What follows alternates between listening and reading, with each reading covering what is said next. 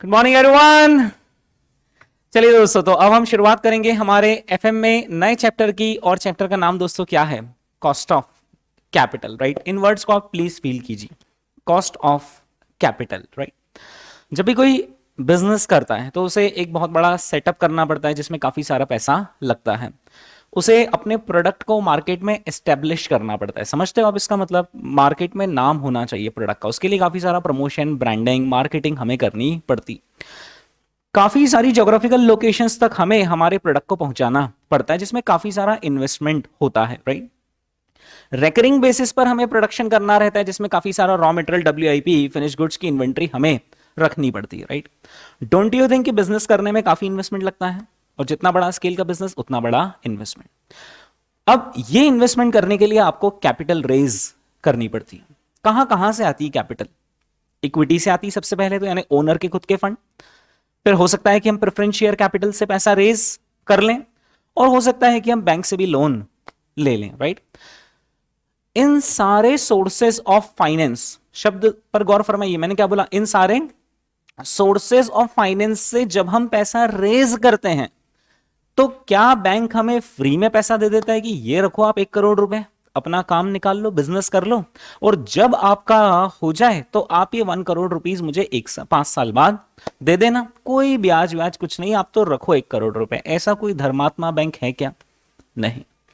अच्छा, किसी ने अगर आपकी कंपनी में as a preference share holder पैसा लगाया तो क्या उस व्यक्ति की कोई एक्सपेक्टेशन नहीं रहेगी रिटर्न के फॉर्म में, या उसकी भी एक्सपेक्टेशंस होंगी? होंगे, राइट। तभी उसने पैसा दिया है, नहीं तो वो अपना पैसा अपने पास रखता, आपको आखिर क्यों देता? सिमिलरली इक्विटी शेयर होल्डर्स, माना कि वो रिस्क लेते हैं यानी कि वो कंपनी के साथ जिएंगे, कंपनी के साथ मरेंगे, ऐसा वादा करते हैं कि कंपनी ने कमाया तो हम भी कमाएंगे, और कंपनी ने अगर गंवाया तो हम भी गंवाएंगे। लेकिन फिर भी उसके दिल में एक उम्मीद होती है। किस बात की उम्मीद? कि यार आज मैंने as an equity share holder अगर पैसा लगाया है तो मुझे 2 पैसे रिटर्न मिलना चाहिए। Is that clear? यानी कि एक बिजनेसमैन जब फंड्स रेज करता है तो क्या उन फंड्स की अवेलेबिलिटी उस बिजनेस को फ्री में हो जाती है, या उसकी कुछ कीमत अदा करनी पड़ती है? कीमत अदा करनी पड़ती है। This is called as cost of capital. This is called as what? Cost of capital. Now what is more important is कि ये जो कॉस्ट ऑफ कैपिटल है, इसे आखिर कैलकुलेट करने की जरूरत क्या है? पहले तो आप बताइए अपने जनरल नॉलेज से, क्या इसे कैलकुलेट करने की जरूरत पड़ती होगी कॉस्ट ऑफ कैपिटल को from various sources of finance? Yes, क्योंकि हमें पैसा इक्विटी से भी मिल सकता है, हमें पैसा प्रेफरेंस से भी मिल सकता है, और हमें पैसा डेट से भी मिल सकता है। एज अ बिजनेसमैन आप ये हैं दोस्तों, इस पूरे घटनाक्रम में आप कौन है? कंपनी है, कंपनी के आप मैनेजमेंट बोर्ड हैं। आपको ये देखना है कि मैं इक्विटी से पैसा रेज करूं, या फिर मैं पैसा प्रेफरेंस से रेज करूं, या फिर मैं पैसा डेट से रेज करूं। आपको क्या कैलकुलेट करना पड़ेगा कि इक्विटी से पैसा रेज करने की आखिर क्या कॉस्ट है? उनको भी कुछ तो देना पड़ेगा ना return. Is that clear? So we have to calculate what is the cost of capital of raising funds from various sources, right. There are 3 reasons. कितने कारण बोल रहा हूं मैं? 3 कारण बोल रहा हूं जिसकी वजह से हमें कॉस्ट ऑफ कैपिटल कैलकुलेट करनी पड़ती। सबसे पहला कारण पता है क्या? कि हम फाइनेंशियल डिसीजंस ले पाए, selecting among various sources of finance. भाई हम इनसे भी पैसा रेज कर सकते हैं, इनसे भी रेज कर सकते हैं, और इनसे भी रेज कर सकते हैं। किससे रेज करेंगे? अदर थिंग्स बीइंग कांस्टेंट, हम कहां से पैसा रेज करेंगे? इन तीनों में से, वहां जहां पर हमें थोड़ा कॉस्ट ऑफ फंड्स थोड़ा कम लग रहा हो। Is that clear? तो कम लग रहा हो, पता कैसे चलेगा? We need to put some number, कि इक्विटी से अगर फंड्स रेज करेंगे तो सपोज करो कि कितना खर्चा बैठेगा। 18% would be the cost that we would need to pay them. Whatever money they gives to us, we need to pay them in return, 18% return. Suppose preference कहता है कि I would need 15% return. Suppose debt कहता है that I would need how much? 12% return, right? तो ultimately select करने के लिए हमें क्या करना पड़ता है? इन तीनों को कैलकुलेट करना पड़ता है कि कॉस्ट ऑफ इक्विटी आखिर कितनी है, कॉस्ट ऑफ प्रेफरेंस शेयर्स आखिर कितना है, और कॉस्ट ऑफ डेट आखिर कितना है। Is that clear? Do you understand कि क्यों करना पड़ता है कैलकुलेट? ताकि हम डिसीजन ले पाए कि तीनों में से फिर किससे पैसा रेज करें। Is that clear? ओके।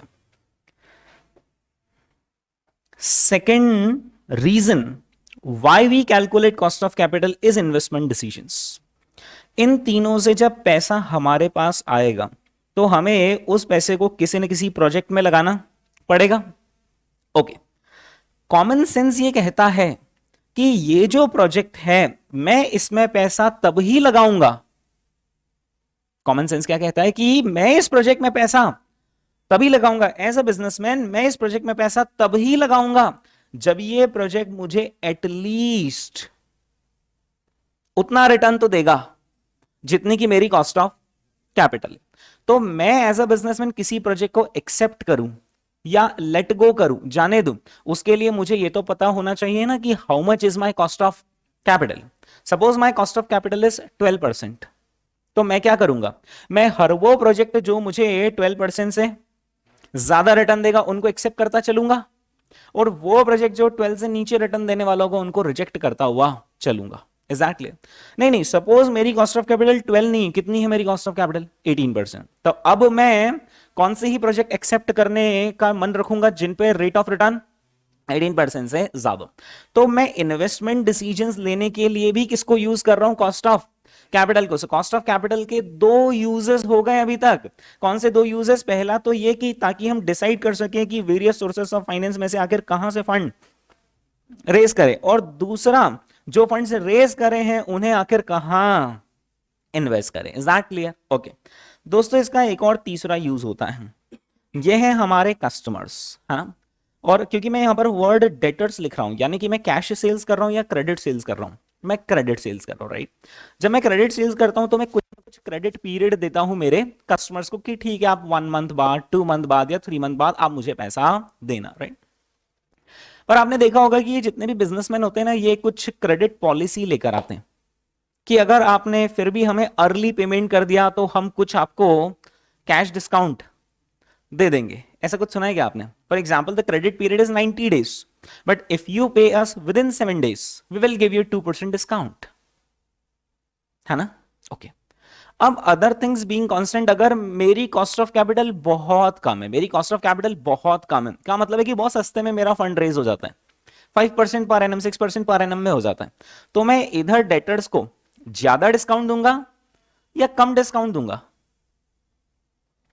मैं as a businessman funds raise कर पाता हूं और बहुत सस्ते में फंड रेज कर लेता हूं, कोई टेंशन नहीं है।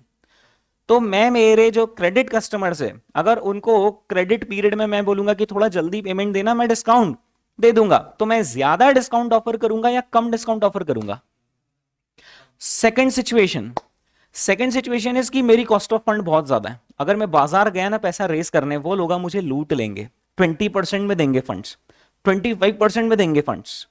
मैं अब इधर जो मेरे कस्टमर्स हैं उनको अर्ली पेमेंट के लिए मोटिवेट करना चाहता हूं कि यार थोड़ा जल्दी दे देना पैसा, मैं अब उनको कम कैश डिस्काउंट फेंकूंगा या ज्यादा कैश डिस्काउंट फेंक दूंगा? ज्यादा। Is that clear? तो अल्टीमेटली अगर मेरा कॉस्ट ऑफ कैपिटल ज्यादा है तो मुझे पता है कि उधर से भी पैसा रेज करा बिजनेस को फंड करने के लिए, तो उधर ज्यादा ही देना पड़ेगा कॉस्ट। एक काम करो, इनको दो डिस्काउंट। लेकिन अगर उधर कॉस्ट ऑफ फंड बहुत कम है, मैं क्या बोलूंगा, मैं इनको क्यों दूं बिना बात ज्यादा डिस्काउंट, मुझे पैसों की इतनी जरूरत है, तो मैं क्या करूंगा, उधर से रेस कर लूंगा। यानी मैं क्या कहना चाह रहा हूं कि जो आपकी क्रेडिट पॉलिसी होती है ना, वो डिटरमाइन करने में भी कौन हेल्प करता है? आपका cost of capital. Is that clear? Cost of capital higher होगी तो आप कैश डिस्काउंट ज्यादा देने को भी तैयार हो जाएंगे कि यार उधर ज्यादा दूं, इससे तो अच्छा ग्राहकों को ज्यादा फायदा पहुंचा दूं। और अगर मेरी कॉस्ट ऑफ कैपिटल कम हुई तो फिर मैं इधर कैश डिस्काउंट्स भी कम ऑफर करूंगा। Is that clear? तो क्या आपको 3 यूजेस समझ में आ गए कॉस्ट ऑफ कैपिटल कैलकुलेट करने की?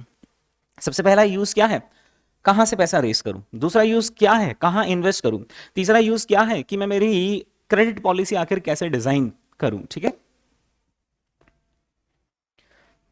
क्रेडिट पॉलिसी कैसे डिजाइन करूं इसके बारे में डिटेल में हम डिस्कस करते हैं हमारे चैप्टर में वर्किंग कैपिटल मैनेजमेंट में। ठीक है, इन्वेस्टमेंट कहां करूं इसके बारे में हम डिटेल में डिस्कस करते हैं, हमारा एक चैप्टर है इन्वेस्टमेंट डिसीजंस या फिर कैपिटल बजटिंग, वहां पर, राइट।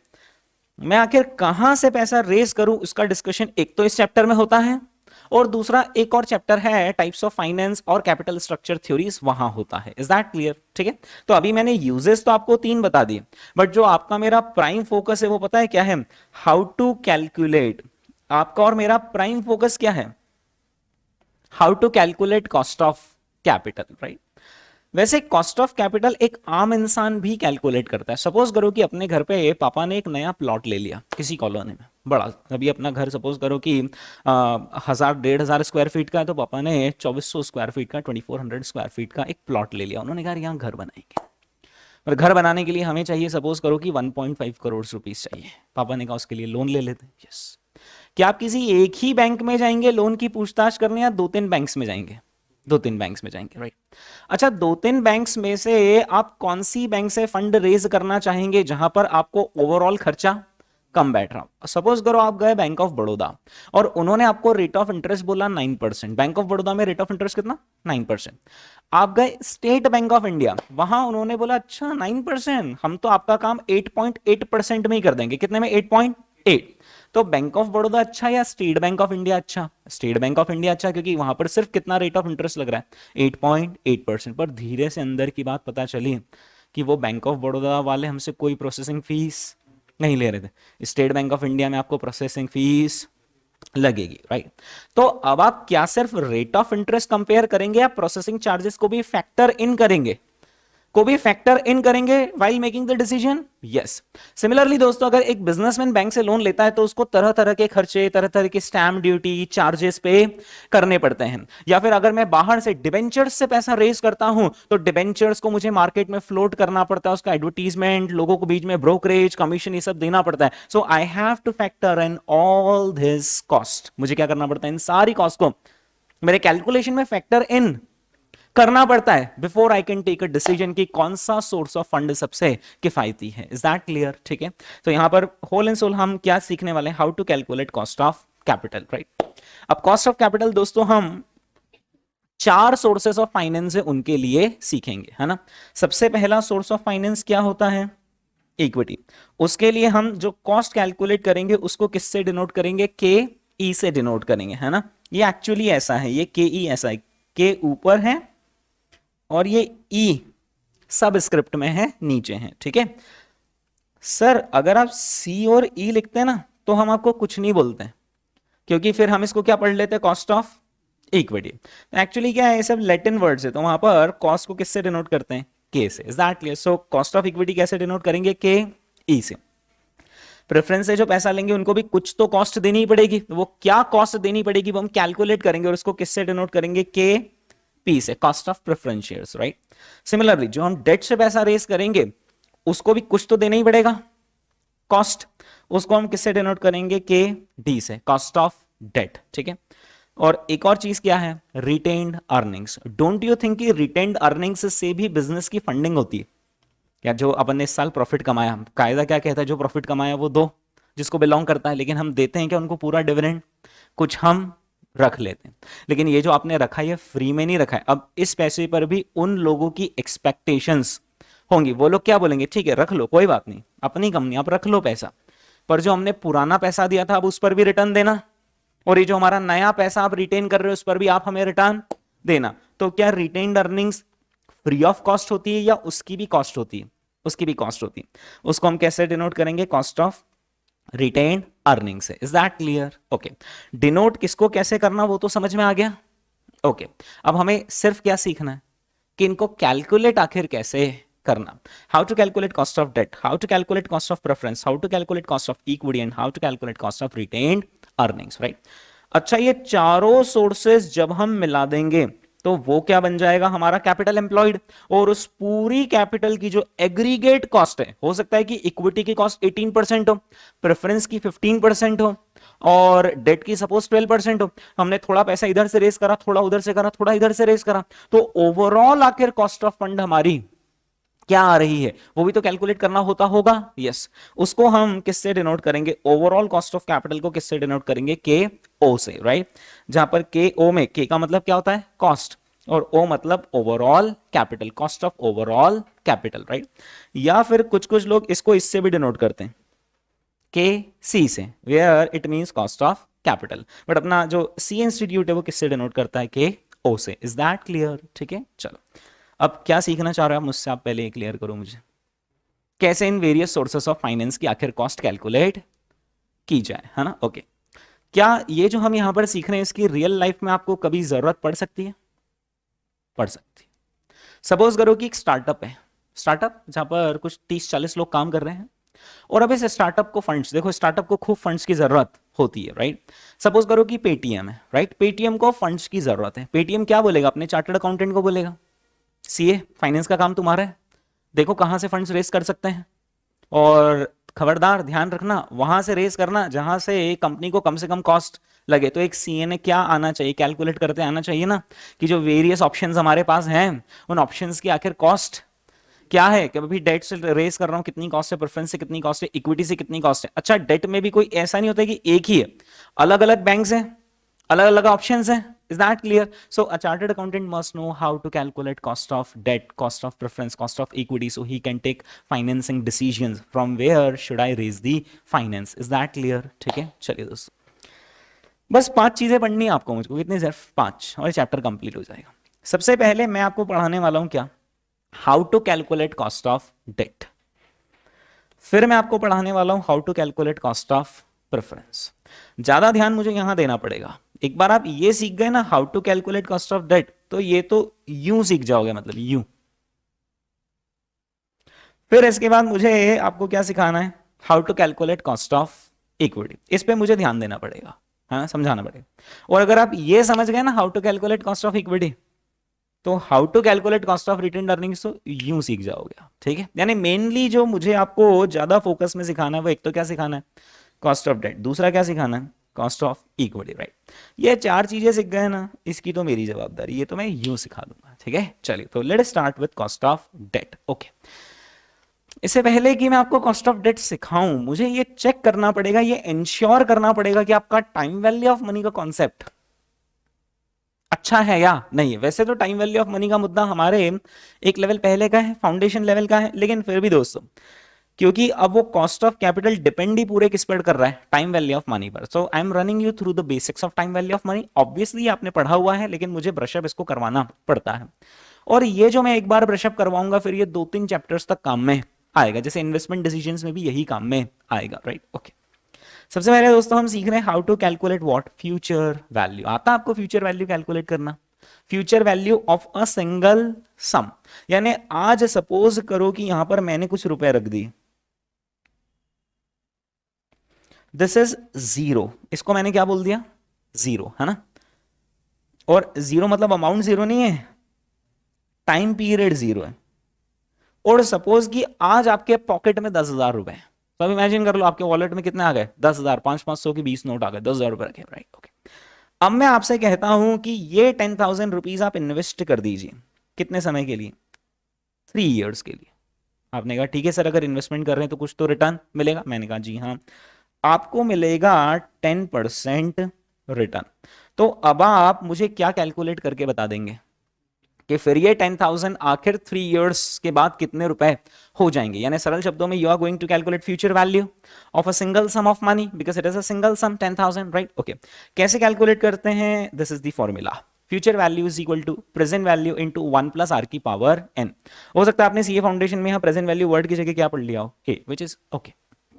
हाँ जी, तो कितने रुपए हैं अभी अपने पास, 10,000, है ना? और रेट ऑफ इंटरेस्ट कितनी थी, 10%।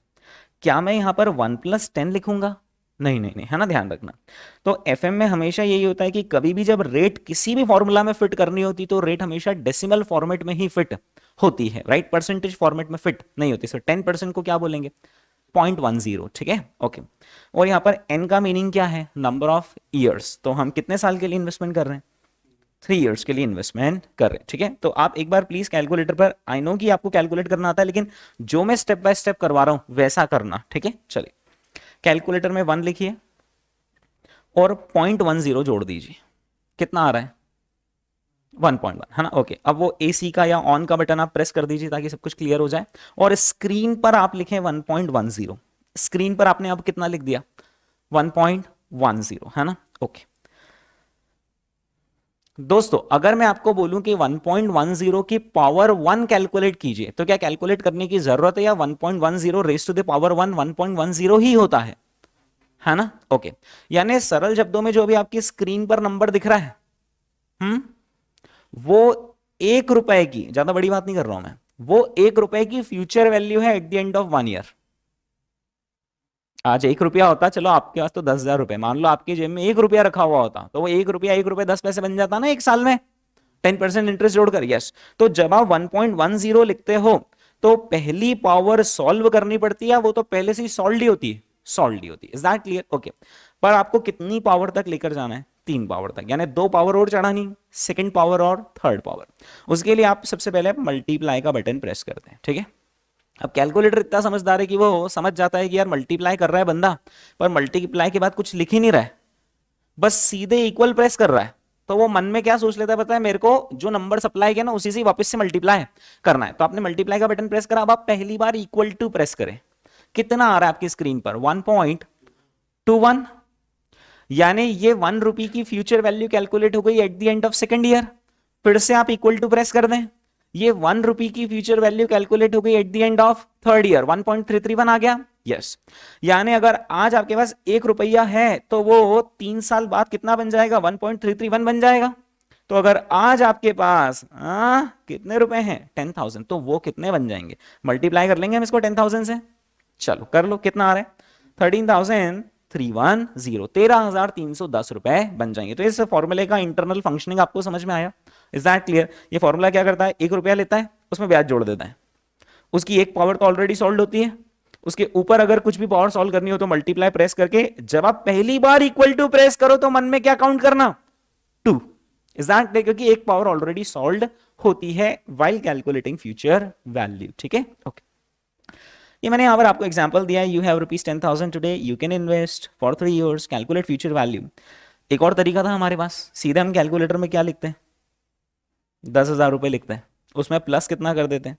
10%, एक साल बाद निकल जाता। फिर से प्लस कितना कर देते हैं? 2 साल बाद निकल जाते हैं, फिर से प्लस कितना कर देते हैं? Is that clear? ठीक है, बट ये तरीका एग्जाम में लगाया नहीं जाता। लगाया कौन सा जाता? वो वाला फॉर्मूले वाला जो पहले बताया था, ठीक है? Okay, now we have to learn how to calculate present value.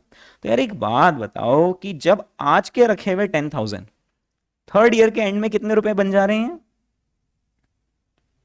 13,310। तो अब अगर मैं यहां से ये गायब कर दूं, मैं अगर ये 10,000 रुपीज यहां से गायब कर दूं और आपसे अदर वे राउंड पूछूं कि सपोज करो कि मेरे पास 3 साल बाद 13,310 आने वाले हैं, तीन पर कब आएंगे? 3 साल बाद। उनकी आज की कीमत आखिर क्या है? तो अब आपने क्या कैलकुलेट करना पड़ेगा? Present value. इतना आसान है प्रेजेंट वैल्यू कैलकुलेट करना कि मैं क्या बताऊं, यही फॉर्मूला यूज कर लो, ये वाला फॉर्मूला यूज कर लो ना। इसमें फ्यूचर वैल्यू की जगह क्या लिख दोगे? 13,310, 13,310। present value is a question mark that we have to calculate. We know the rate of interest and we know the power, right? या फिर चलो ऐसा अच्छा नहीं लग रहा है कि यार ये फ्यूचर वैल्यू का फॉर्मूला हम प्रेजेंट वैल्यू वाले क्यों यूज कर रहे हैं, तो इस फॉर्मूला को रीअरेंज कर दो।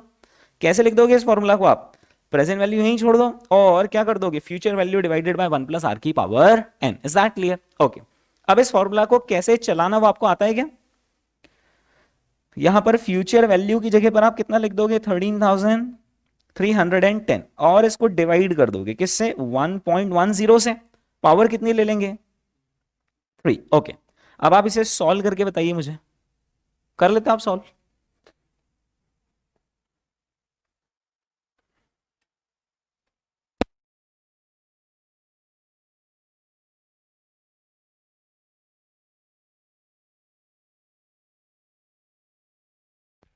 आंसर तो मुझे भी पता है कि 10,000 आ रहा है, लेकिन सब बच्चे अलग अलग तरीके से निकालते हैं।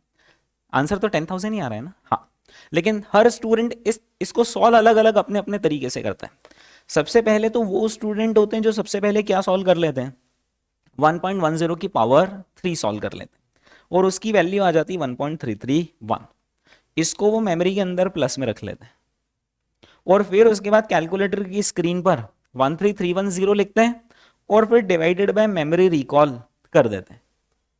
आंसर आ जाता है उनका कितना? 10,000। है कुछ स्टूडेंट जो ऐसा ही करते हैं, ऐसे ही करते हैं, ठीक है? ओके, दूसरे कैटेगरी ऑफ स्टूडेंट क्या होते हैं कि सबसे पहले 1.10 की पावर 3 को सॉल्व कर लेते हैं, उनके कैलकुलेटर की स्क्रीन पर आ जाता है 1.331। फिर बोलते हैं कहाँ मेमोरी मेमोरी का चक्कर पालेंगे, ये कहाँ रखा हुआ है, डिनोमिनेटर में रखा हुआ है। एक काम करो, डिवाइड इक्वल टू कर दो, क्योंकि अभी कैलकुलेटर को थोड़ी ना मालूम है कि आपका डिनोमिनेटर है, कैलकुलेटर ने तो स्क्रीन पे सॉल्व करा।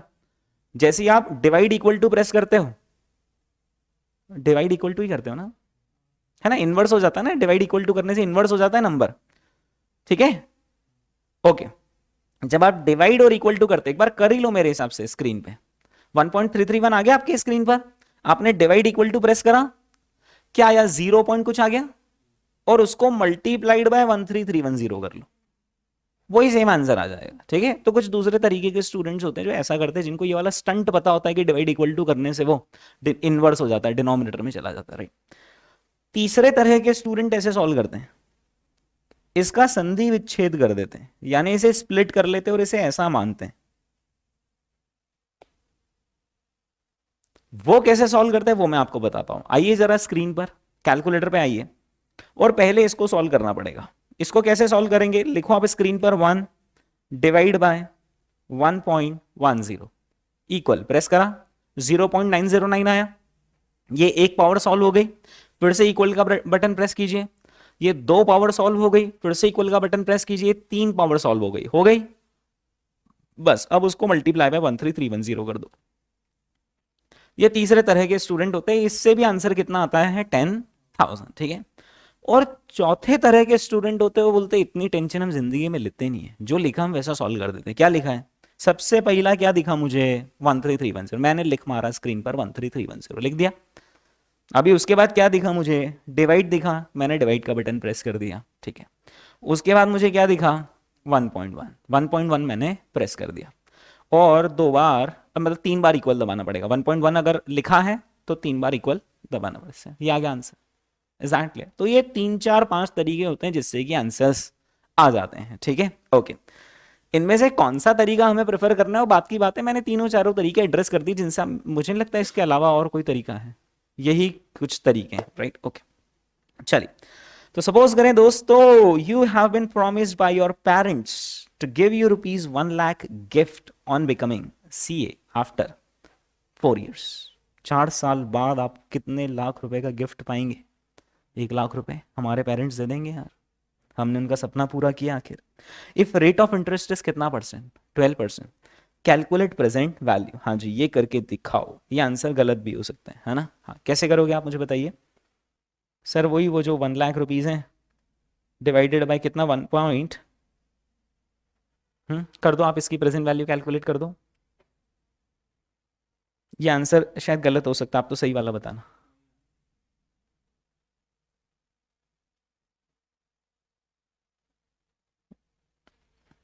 कितना आंसर आ रहा है, 6355, यानी जो लिखा वही आ रहा है क्या आंसर, ओके, है ना, ठीक है। तो यहाँ पर ध्यान रखना 1.10 नहीं करना है, वहां पर क्या करना है 1.12। क्या रहता है कि एक गलत फहमी हो जाती है एग्जाम में, कभी कभी बच्चा 10% की डिस्काउंटिंग रेट लेकर सॉल्व कर देता है, जबकि एग्जाम में लिखा रहता है कि 12% से करना था, ठीक है, ओके। 1.12 और उसकी पावर कितनी ले ली हमने यहाँ पर, 3 नहीं, कितनी पावर है, 4 है, इज दैट क्लियर, आपने सॉल्व कर लिया, do you get this answer. So this 63551 is the present value of ₹1 lakh gift, जो हमें आज से 4 साल बाद 1 लाख रुपए दिख रहे हैं, उनकी आज की कीमत क्या है, 63,551, ये राउंडेड ऑफ करके लिखा है, ठीक है। चलिए दोस्तों, तो अभी आपने और मैंने 2 चीजें सीख ली, एक आज के अमाउंट को फ्यूचर में ले जाना, और दूसरा फ्यूचर के अमाउंट को आज पे लाना, ठीक है, ओके। क्या कोई नई बात सिखा दी क्या मैंने आपको, बचपन से ही सीखे हुए आप, okay. Now we have to learn how to calculate present value of an annuity, right. अब मैं ये भी जानता हूं दोस्तों कि आप एन्युइटी भी पढ़े लिखे हो, राइट। सबसे पहले क्या एन्युइटी का मीनिंग आपको पता है, क्या होता है एन्युइटी का मीनिंग, जैसे आप लाइफ इंश्योरेंस की प्रीमियम देते हो अगले 20 साल तक, हर साल आप सपोज करो 20-20 हजार रुपए देते जा रहे हो, what is this, it is a series of cash flow, है ना। और ये सीरीज ऑफ कैश फ्लो क्या कहलाता है, एन्युइटी।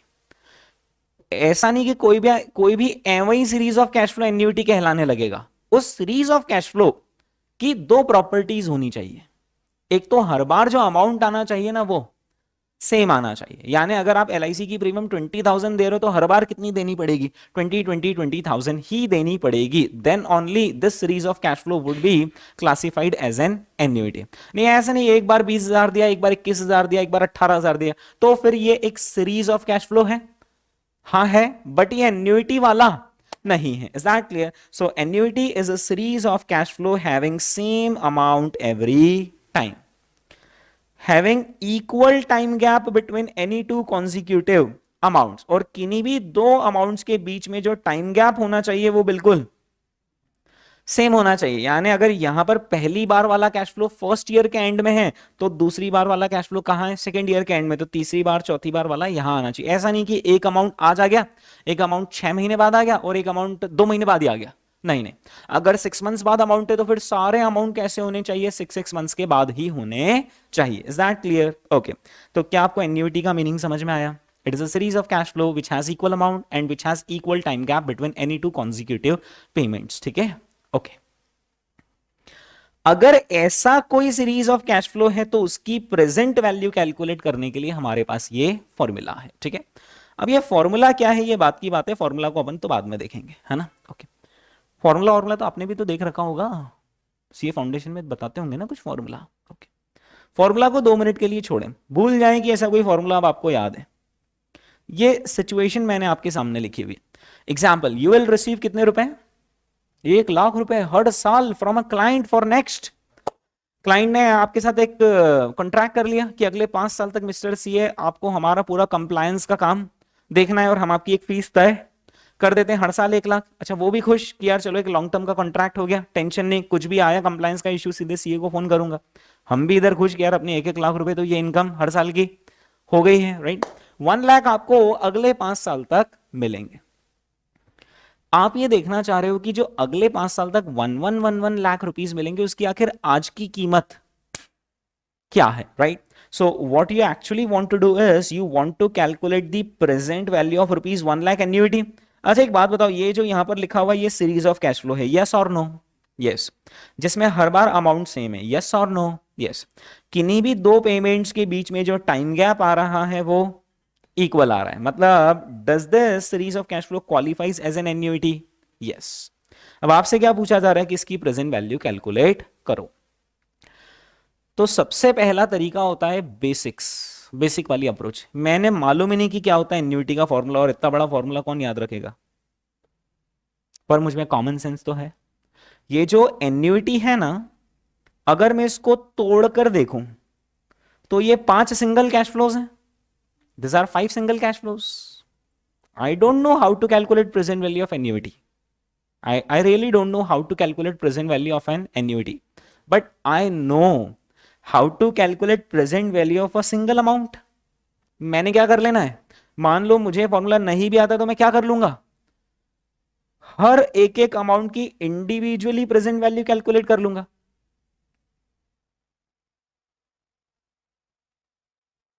और वो जो सारी प्रेजेंट वैल्यूज आएंगी उन सबको जोड़ देंगे, तो आंसर आएगा या नहीं आएगा? पहली बात तो है आ जाएगा, राइट? ओके, चलो फटाफट जरा आप कैलकुलेटर में आ जाइए।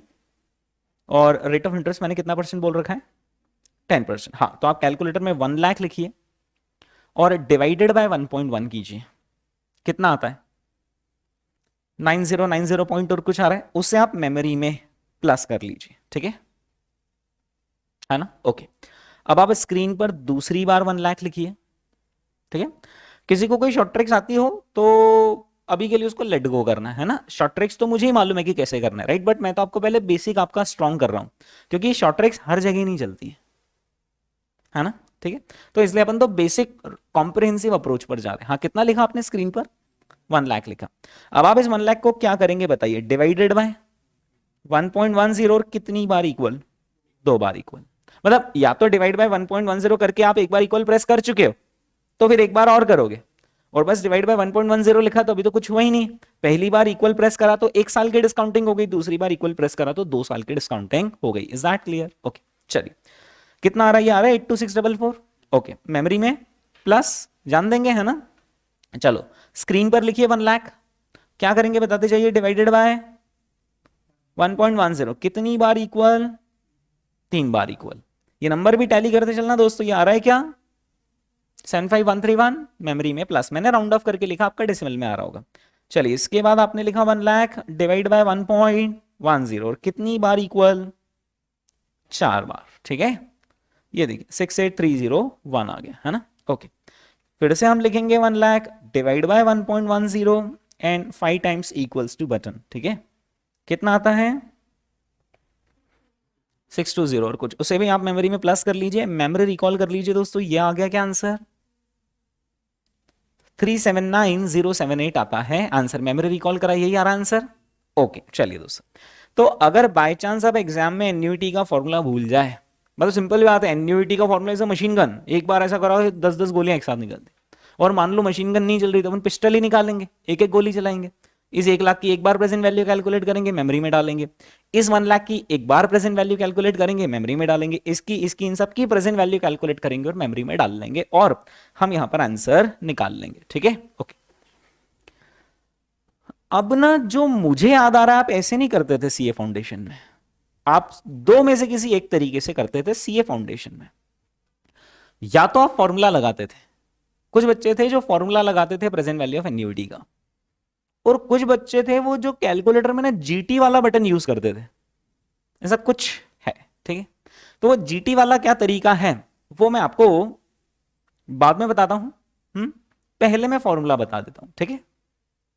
This is the formula to calculate present value of an annuity, this is the formula to calculate present value of an annuity. तो ये थोड़ा अजीब लग रहा है फॉर्मूला, और हमको तो ऐसा ही लग रहा है कि गलत है फॉर्मूला, क्योंकि हमें जो सीए फाउंडेशन में फॉर्मूला बताया वो थोड़ा सा इससे डिफरेंट था, आई थिंक इससे डिफरेंट था।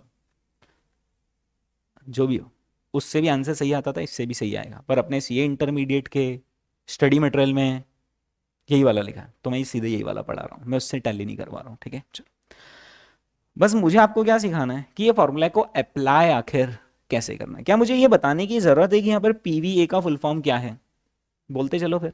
Present value of annuity, R यानी रेट ऑफ इंटरेस्ट, एन यानी कि क्या, नंबर ऑफ एन्युइटी पेमेंट, जैसे हमारे इस एग्जांपल में कितने एन्युइटी पेमेंट्स हैं, 5 एन्युइटी पेमेंट्स। ए का मतलब होता है अमाउंट, यानी वही एन्युइटी वाला अमाउंट, ठीक है। चलो, तो इस फॉर्मूले को हम अप्लाई कैसे करेंगे, मैं यहाँ पर अप्लाई कर देता हूँ। हाँ जी, इक्वल टू, सबसे पहले मुझे क्या लिखना है यहाँ पर, एन्युइटी, यानी कितना लिख दूंगा मैं, 1 लाख मल्टीप्लाइड बाय, अरे बाप रे, ब्रैकेट देख रहे हो, 1 minus 1 by 1 plus R, 1 plus R यानी कि कितना लिखूंगा, 1 प्लस 1.10, 1.10, और रेस टू दी पावर क्या है, n, तो n यानी कितना लिख दूंगा मैं, 5, और इस पूरे के डिनोमिनेटर में क्या है, r, r यानी मैं 1.10 लिखूं या 0.10 लिखूं, 0.10 है ना, ऊपर था 1 प्लस आर, नीचे तो अकेला कौन है, r, ठीक है। यहां आ जाएगा 0.10, ठीक है। चलिए, अब टैलेंट मालूम है किसमें कि इसको, इस फॉर्मूले को सॉल्व आखिर कैसे करते हैं। तो इस फॉर्मूले को सॉल्व करने के लिए सबसे पहले हम ब्रैकेट को सॉल्व करेंगे, फिर उसके बाद हम उसकी पावर को सॉल्व करेंगे, फिर जो रिजल्ट आएगा उसको 1 में से माइनस कर देंगे, फिर उसके बाद इससे डिवाइड कर देंगे, और जो आएगा उसको 1 लाख से मल्टीप्लाई कर लेंगे। अच्छा, अगर इस फॉर्मूले में जरा सी भी सच्चाई है तो इस फॉर्मूले का आंसर क्या आ जाना चाहिए, यही जो हमने कैलकुलेट करा था मैनुअल तरीके से, 379708078, ठीक है। चलो आ जाओ, कैलकुलेटर पर आ जाइए, 1 डिवाइडेड बाय 1.10, अब इसकी पावर कितनी है, 5 है ना, ओके। जब आपने पहली बार इक्वल प्रेस करा तो क्या आ गया स्क्रीन पर, 0.909 आ गया, मतलब ये पहली पावर सॉल्व हो गई, फिर से इक्वल 0.826, दूसरी पावर सॉल्व हो गई, फिर से इक्वल, फिर से इक्वल, और फिर से इक्वल, ठीक है। कितना आ रहा है आखिरी नंबर, 0.621, ऐसा कुछ आ रहा है, 0.6209, यस। ये एक तरीके से हमने 1.1 की पावर कितनी सॉल्व कर ली, 5। अब ये जो नंबर आ रहा है आपकी स्क्रीन पर 0.6209 या 0.621, उसको 1 में से माइनस करो, कैसे करोगे, हाँ वेरी गुड, ये जो 0.621 आपकी स्क्रीन पर दिख रहा है ना, उसमें प्लस ऑब्लिक माइनस का साइन होगा आपके कैलकुलेटर में, वो साइन प्रेस कर दो तो ऑटोमेटिकली 0.621 किस में हो जाएगा, माइनस में हो जाएगा, और अब उसके अंदर प्लस कर दो 1। हाँ जी, तो नंबर जो आ रहा है वो एक बार बोल के बताने, नंबर आता है 0.379 और ऐसा कुछ आता है नंबर, 0.379 कुछ आता है नंबर, इसे डिवाइड कर देंगे किससे, 0.10 से कितना आ रहा है 3.79 ऐसा कुछ आ रहा है, उसे मल्टीप्लाई किससे कर लेंगे 1 लाख से, ये सेम आंसर आ जाएगा।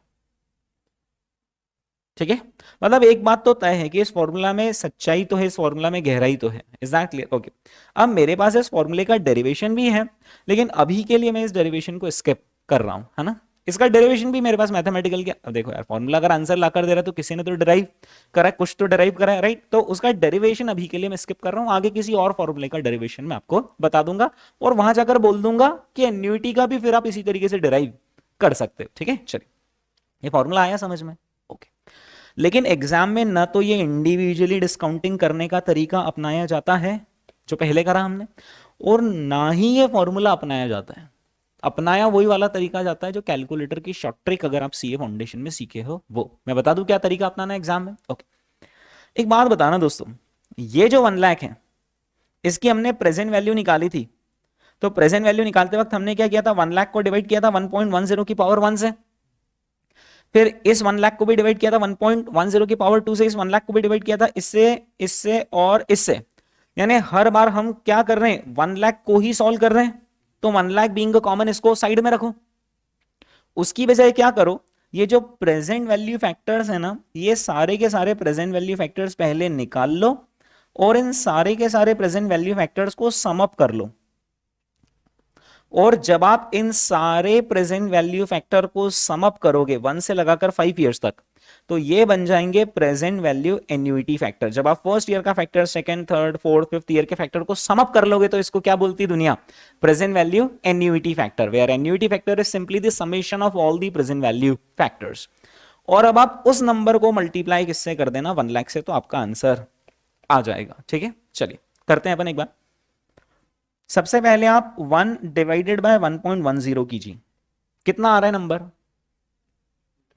0.909, है ना। अब बस सुनना, अभी करना मत, है ना। ये जो 0.909 है ना, इसे दुनिया क्या कहती है, प्रेजेंट वैल्यू फैक्टर, है ना।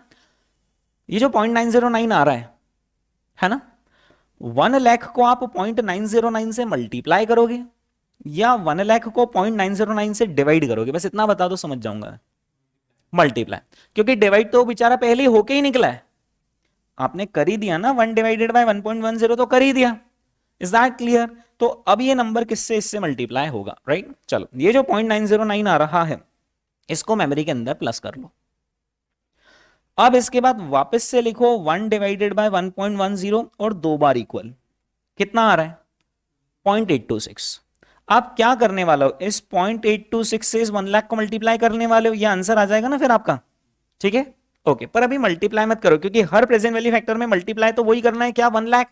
तो कहां अलग अलग प्रेजेंट वैल्यू फैक्टर निकालेंगे और बार बार कहां 1 लाख मल्टीप्लाई करेंगे, उसकी वजह ट्रिक समझ रहे हो क्या है ट्रिक, पहले सारे प्रेजेंट वैल्यू फैक्टर निकालते जाएंगे और उसे मेमोरी के अंदर डालते जाएंगे, और 1 लाख बीइंग कॉमन, इससे आखिरी में एक ही बार मल्टीप्लाई कर देंगे। इज दैट कॉमन निकालना आपने आता होगा ना, 1 lakh into present value factor plus 1 lakh into present value factor plus 1 lakh into present value factor, तो 1 लाख इज कॉमन, उसको बाहर निकाल लिया और सारे प्रेजेंट वैल्यू फैक्टर को हमने सम अप कर लिया। चलो, अभी तक कैलकुलेटर में कौन कौन से 2 प्रेजेंट वैल्यू फैक्टर चल गए, ये 2 चल गए, है ना। ओके, अब आप मुझे बताइए ये वाला प्रेजेंट वैल्यू फैक्टर कैसे निकालेंगे, 1 डिवाइडेड बाय 1.1 और कितनी बार इक्वल, 3 बार इक्वल, कर लो फटाफट, कितना आ गया 0.751, इसे आप डाल लीजिए मेमोरी के अंदर प्लस। ओके, ये वाला प्रेजेंट वैल्यू फैक्टर कैसे निकालेंगे, 4 बार करके कर लीजिए, और ये वाला प्रेजेंट वैल्यू फैक्टर निकाल के भी इसे मेमोरी में प्लस कर लीजिए। ओके, और अब आप ये वाला प्रेजेंट वैल्यू फैक्टर निकाल लीजिए और इसे भी मेमोरी में प्लस कर लीजिए। एक बार मेमोरी रिकॉल कर लीजिए, मुझे बताइए कितना आता है। तो ये जो 3.79 और कुछ आ रहा है ना, वो कुछ नहीं है, वो इन सारे के सारे प्रेजेंट वैल्यू फैक्टर्स का समेशन है, और इस सारे प्रेजेंट वैल्यू फैक्टर से वैसे क्या मल्टीप्लाई करना था, 1 लाख। तो 1 लाख बीइंग कॉमन, इमेजिन कर पा रहे हो, कॉमन यानी ब्रैकेट के बाहर निकाल लिया उसको नंबर, और अंदर ब्रैकेट के अंदर हमने सबको प्लस कर लिया। तो वो जो आपका नंबर आ रहा है ना 3.79 जो आप बता रहे हो, उसको इंटू 1 लाख कर लीजिए, आपका प्रेजेंट वैल्यू एन्युइटी का अमाउंट आ जाएगा, है ना। ओके, अब ये जो हमने काम किया इसको हम एक बार फिर से कर रहे हैं, ये जो हमने काम किया ना अभी इसको एक बार फिर से कर रहे हैं, लेकिन इस बार थोड़े कम समय में करेंगे। चलो, कैलकुलेटर पे लिखें 1 डिवाइडेड बाय 1.10 इक्वल, स्क्रीन पर कितना आ रहा है 0.909, इसको मेमोरी में प्लस कर लो। अब आप फिर से इक्वल का बटन दबाओ, क्या नंबर आ गया, इसको डाल लो मेमोरी में। फिर से इक्वल का बटन दबाओ, क्या आ गया, जान दो मेमोरी के अंदर प्लस। फिर से इक्वल का बटन, मेमोरी में प्लस, फिर से इक्वल का बटन। आप समझ रहे, इसके पहले हमने क्या मेहनत करी थी, बार बार 1 से शुरू करा था और इतनी डिस्काउंटिंग करी थी। अब हमने बोला जब 1 की हम एक बार डिस्काउंटिंग कर चुके हैं तो 2 बार में एक बार ही तो एक्स्ट्रा है। चलो मेमोरी रिकॉल कर लो, कितना आ गया, 3 पॉइंट, वही आ गया, into 1 lakh you get the same answer. Is that clear? Okay. अब जिस तरीके से हमने करा उससे भी और ज्यादा रिफाइंड तरीके से हम कर रहे हैं, ये हमारा फाइनल तरीका है जो कि हम एग्जाम में यूज करेंगे, जो अब मैं करवा रहा हूं। ठीक है, चलो कैलकुलेटर पे आ जाए। 1 डिवाइडेड बाय 1.1 कितना आ रहा है स्क्रीन पर, 0.909। बस उसको देखना है, कुछ करना नहीं। 0.909 देख लिया, फिर से इक्वल प्रेस करो, कितना दिख गया, 0.826, सिर्फ देखना है उसको। ठीक है, फिर से इक्वल 0.751, कुछ करना नहीं, बस देखते चलना है। 0.751, फिर से इक्वल 0.683, फिर से इक्वल 0.621, देख लिया सबको। जीटी का बटन प्रेस कर दो, कितना आ गया, 3.79। मतलब जीटी का फंक्शन आप समझ रहे हो, जीटी का जो फंक्शन है कैलकुलेटर में उसने क्या किया, जो भी उसने सबका टोटल कर लिया। अब जीटी को कैसे मालूम कि मुझे इन्हीं सबका टोटल करना है, समझदार तो है कैलकुलेटर, राइट? तो कैलकुलेटर का जीटी का फंक्शन मालूम है क्या करता है, इक्वल के बाद जो जो भी वैल्यूज आती है ना सबको ऐड करता चला जाता है, राइट? मतलब कैलकुलेटर को भी दिमाग दिया भगवान ने। आप इक्वल टू प्रेस करते गए थे, आपने पहले थोड़ी ना बोला था कि तुझसे बाद में सब पूछेंगे कि क्या आया, पर वो कहीं ना कहीं उसकी मेमोरी में स्टोर करता गया कि इक्वल के बाद मेरा मालिक क्या क्या आंसर आ रहा है, वो देख रहा है और बाद में एकदम से पूछ लेगा पता चल क्या थे सारे इक्वल के नंबर। तो आपने जीटी का बटन प्रेस करा तो उसने सारे इक्वल के बाद वाले 1 डिवाइडेड बाय 1.1 लिखा, उसको ऐड नहीं करा उसने, इक्वल दबाया तो आया कितना, 0.909। उसने बोला मालिक ये पूछ सकते हैं आगे, जीटी का बटन है उनके हाथ में, तो वो इक्वल इक्वल इक्वल इक्वल के बाद जो भी वैल्यूज आती है उसको सम अप कर देता है कौन, जीटी का बटन। Is that clear? ठीक है सर, ये जो आपने आखिरी में तरीका है तो बेस्ट एंड बेस्ट है।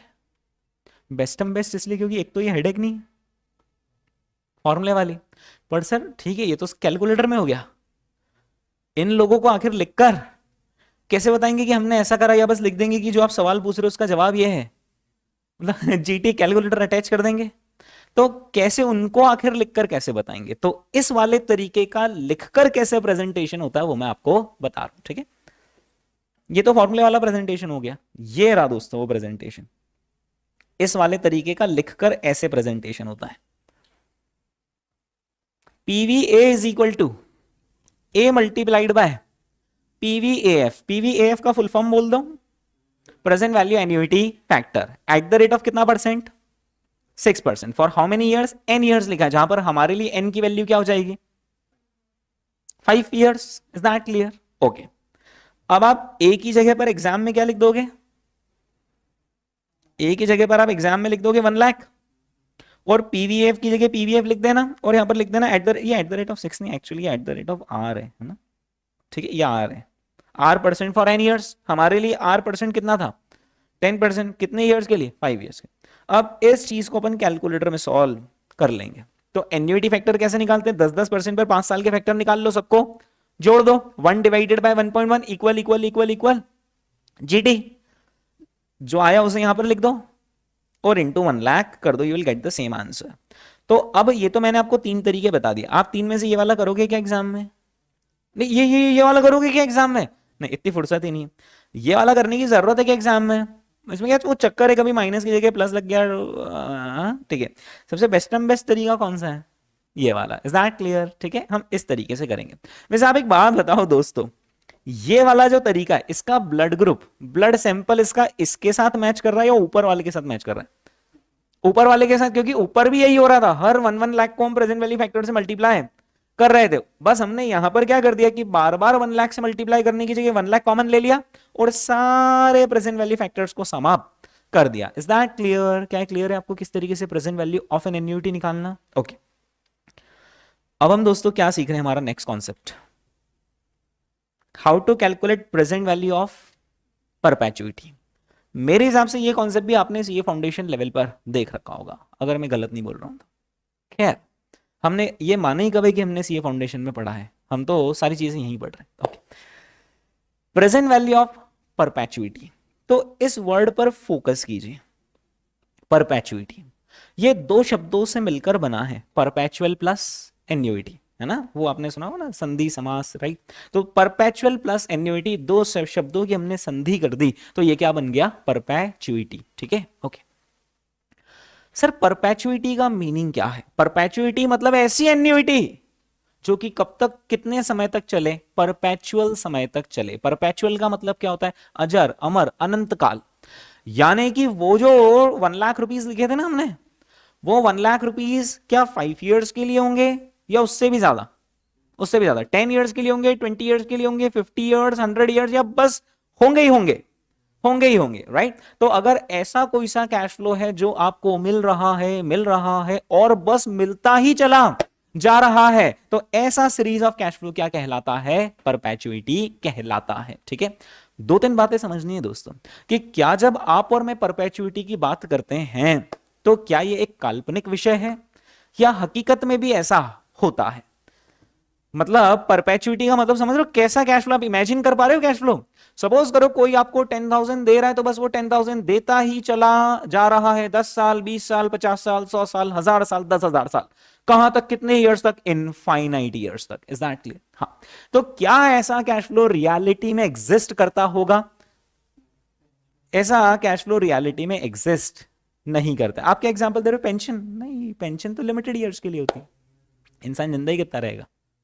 हम्म, नहीं एक मिनट, जैसे आप और मैं इंश्योरेंस कंपनी चला रहे हैं, है ना, अपन क्या बोलते हैं कि आजीवन पेंशन देंगे, लेकिन वो उनको बैक ऑफ द माइंड मालूम है कि आजीवन मतलब ये कोई ऋषि मुनि थोड़ी जो 1000 साल जिएगा, है ना, ये तो अभी जाने वाला है।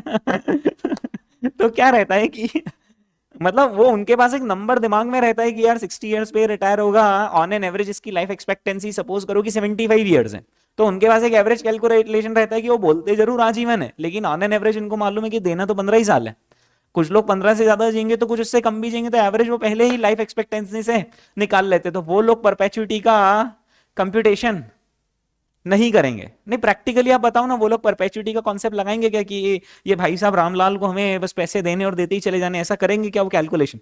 नहीं करेंगे, राइट। तो इंश्योरेंस कंपनी जो आपको पेंशन दे रही सपोज, वो भी परपेचुइटी का कॉन्सेप्ट यूज नहीं करते, एन्युइटी का ही कॉन्सेप्ट यूज करते हैं। हाँ, तो वापस से मेरा सवाल कि क्या परपेचुइटी नाम की कोई चीज दुनिया में हकीकत में होती है या ये एक सिर्फ कल्पना का विषय है, काल्पनिक विषय है? अगर आप ऐसा सोचते हैं तो आप गलत हैं।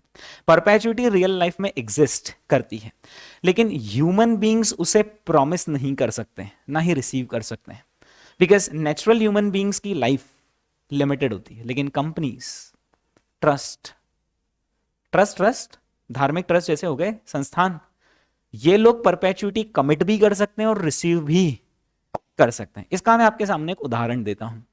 सपोज करो कि एक बंदा है, वो फॉरेन में रहता था, 5 7 8 10 साल उसने फॉरेन में जॉब करा, कुछ पैसा इकट्ठा करा, उसने कहा जिस देश में मैंने पढ़ाई लिखाई करी थी, उस देश का मुझे ये जाकर शिक्षा का स्तर सुधारना है, ताकि मेरे जैसे कई नौजवान आगे डेवलप हो। वो वापस से इंडिया आया और उसने यहाँ पर एक गांव के बाहर उसने एक जमीन खरीदी, प्लॉट। उसने कहा कि मैं इस पर यहाँ पर स्कूल बनाऊंगा। स्कूल का नक्शा पास हुआ, उसने स्कूल बनवाना अपने पैसों से शुरू किया। लेकिन आपको तो मालूम है कि ऐसी चीजों में पैसा कम पड़ने लग जाता है, क्योंकि एक अकेला इंसान कितना दम भरेगा।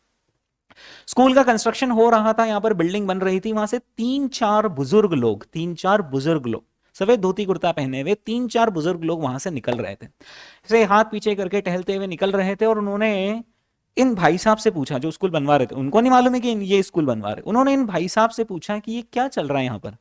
तो इन्होंने बताया कि मैं यहाँ पर स्कूल बनाने का नेक काम कर रहा हूँ, और मैं किफ़ायती दरों में शिक्षा प्रदान करूंगा, मतलब ताकि ज़्यादा से ज़्यादा लोग इसका फायदा उठा पाए। ये जो 3 4 बुजुर्ग लोग थे, इन्होंने उस व्यक्ति के कंधे पर हाथ रखा और बोला ठीक है, कोई बात, हम आपको 10,000 रुपए हमारी तरफ से अनुदान देंगे। 10,000 रुपीज हम आपको आपकी तरफ से अनुदान देंगे, मतलब डोनेशन देंगे। और 10,000 रुपीज देंगे नहीं, देते ही चले जाएंगे, यानी 10,000 रुपीज हमारी तरफ से आपको हर साल मिलेंगे मिलेंगे, मिलते ही चले जाएंगे। ये जो बंदा है ना, जो स्कूल बना रहा था, उसने कहा यार बातें तो बड़ी बड़ी कर रहे हैं कि 10,000 देंगे और देते ही चले जाएंगे, लेकिन इनको जो देख के लग रहा है ये खुद कितने साल चलेंगे, तो मुझे 10,000 कितने साल मिलेंगे। तो उन 4 बुजुर्ग व्यक्तियों ने क्लियर करा कि हम एक ट्रस्ट की तरफ से आपको ये 10,000, हम उस ट्रस्ट के ट्रस्टी हैं और वो ट्रस्ट आपको 10,000 देगा और देता ही चला जाएगा। अब आप बताओ कितने साल तक मिलेंगे 10,000? सर वो तो मिलते ही जाएंगे, क्योंकि ट्रस्ट है और ट्रस्ट तो चलता ही चला जाएगा और 10,000 मिलते ही चले जाएंगे। तो क्या वो बुजुर्ग व्यक्ति खुद से परपेचुइटी कमिट कर सकते थे? नहीं, उन्होंने किसकी तरफ से कमिट कर दी? ट्रस्ट की तरफ से। आपने भी जब लॉ सब्जेक्ट पढ़ा होगा तो लॉ में आपने पहले दिन क्या पढ़ लिया? कंपनी की लाइफ क्या होती है। इनफैक्ट जब आपने सीए फाउंडेशन में अकाउंट्स लिखना सीखा तो अकाउंट्स लिखते वक्त अजम्पशन क्या होता है कि ऑर्गेनाइजेशन क्या है, इज अ गोइंग कंसर्न, उसकी क्या लाइफ लिमिटेड होती है? नहीं, राइट। तो कंपनीज हुए, ट्रस्ट हुए, इनकी लाइफ क्योंकि अनलिमिटेड होती है इसलिए ये लोग परपेचुइटी कमिट कर सकते हैं। Is that clear? ओके। हाँ, तो परपेचुइटी रियलिटी में एग्जिस्ट कर सकती है या नहीं? कर सकती। बट कौन लोग कमिट कर सकते हैं? ट्रस्ट कमिट कर सकता है, कंपनीज कमिट कर सकती। ठीक है, ओके। अब आपने मैंने ये तो समझ लिया कि हाँ रियलिटी में ये हो तो सकती है, right.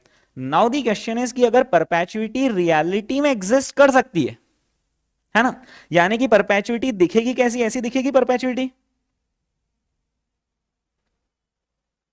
Zeroth year, financial management में जीरोथ ईयर का मतलब होता है आज, और 1 ईयर का मतलब होता है आज से ठीक 1 साल बाद। जो भी आज तारीख है, जो तारीख को आप पढ़ रहे हो उससे ठीक 1 साल जोड़ लो, ये हो गया। ओके, तो इन भाई साहब को 10,000 रुपीज यहां मिलेंगे, 10,000 रुपीज यहां मिलेंगे और 10,000 रुपीज यहां मिलेंगे, और कब तक मिलेंगे?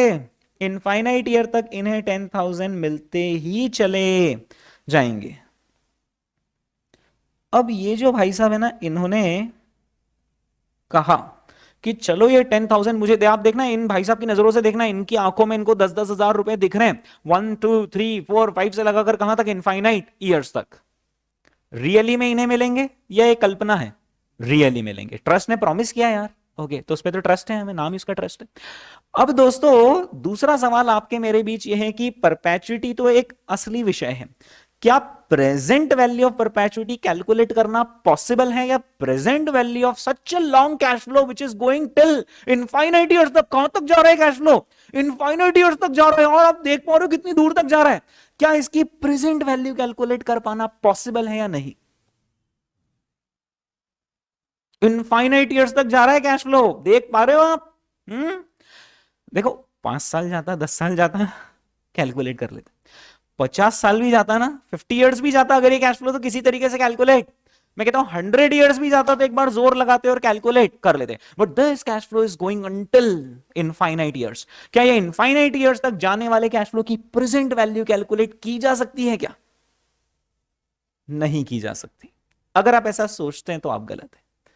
It is possible to calculate present value of perpetuity. Perpetuity मतलब ऐसा सीरीज ऑफ कैश फ्लो जो इनफाइनाइट ईयर्स के लिए मिल रहा है, और उस कैश फ्लो की प्रेजेंट वैल्यू कैलकुलेट कर पाना पॉसिबल है।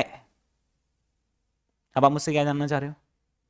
कैसे करेंगे sir? Okay, this is the formula PVP. PVP का फुल फॉर्म बोले क्या है?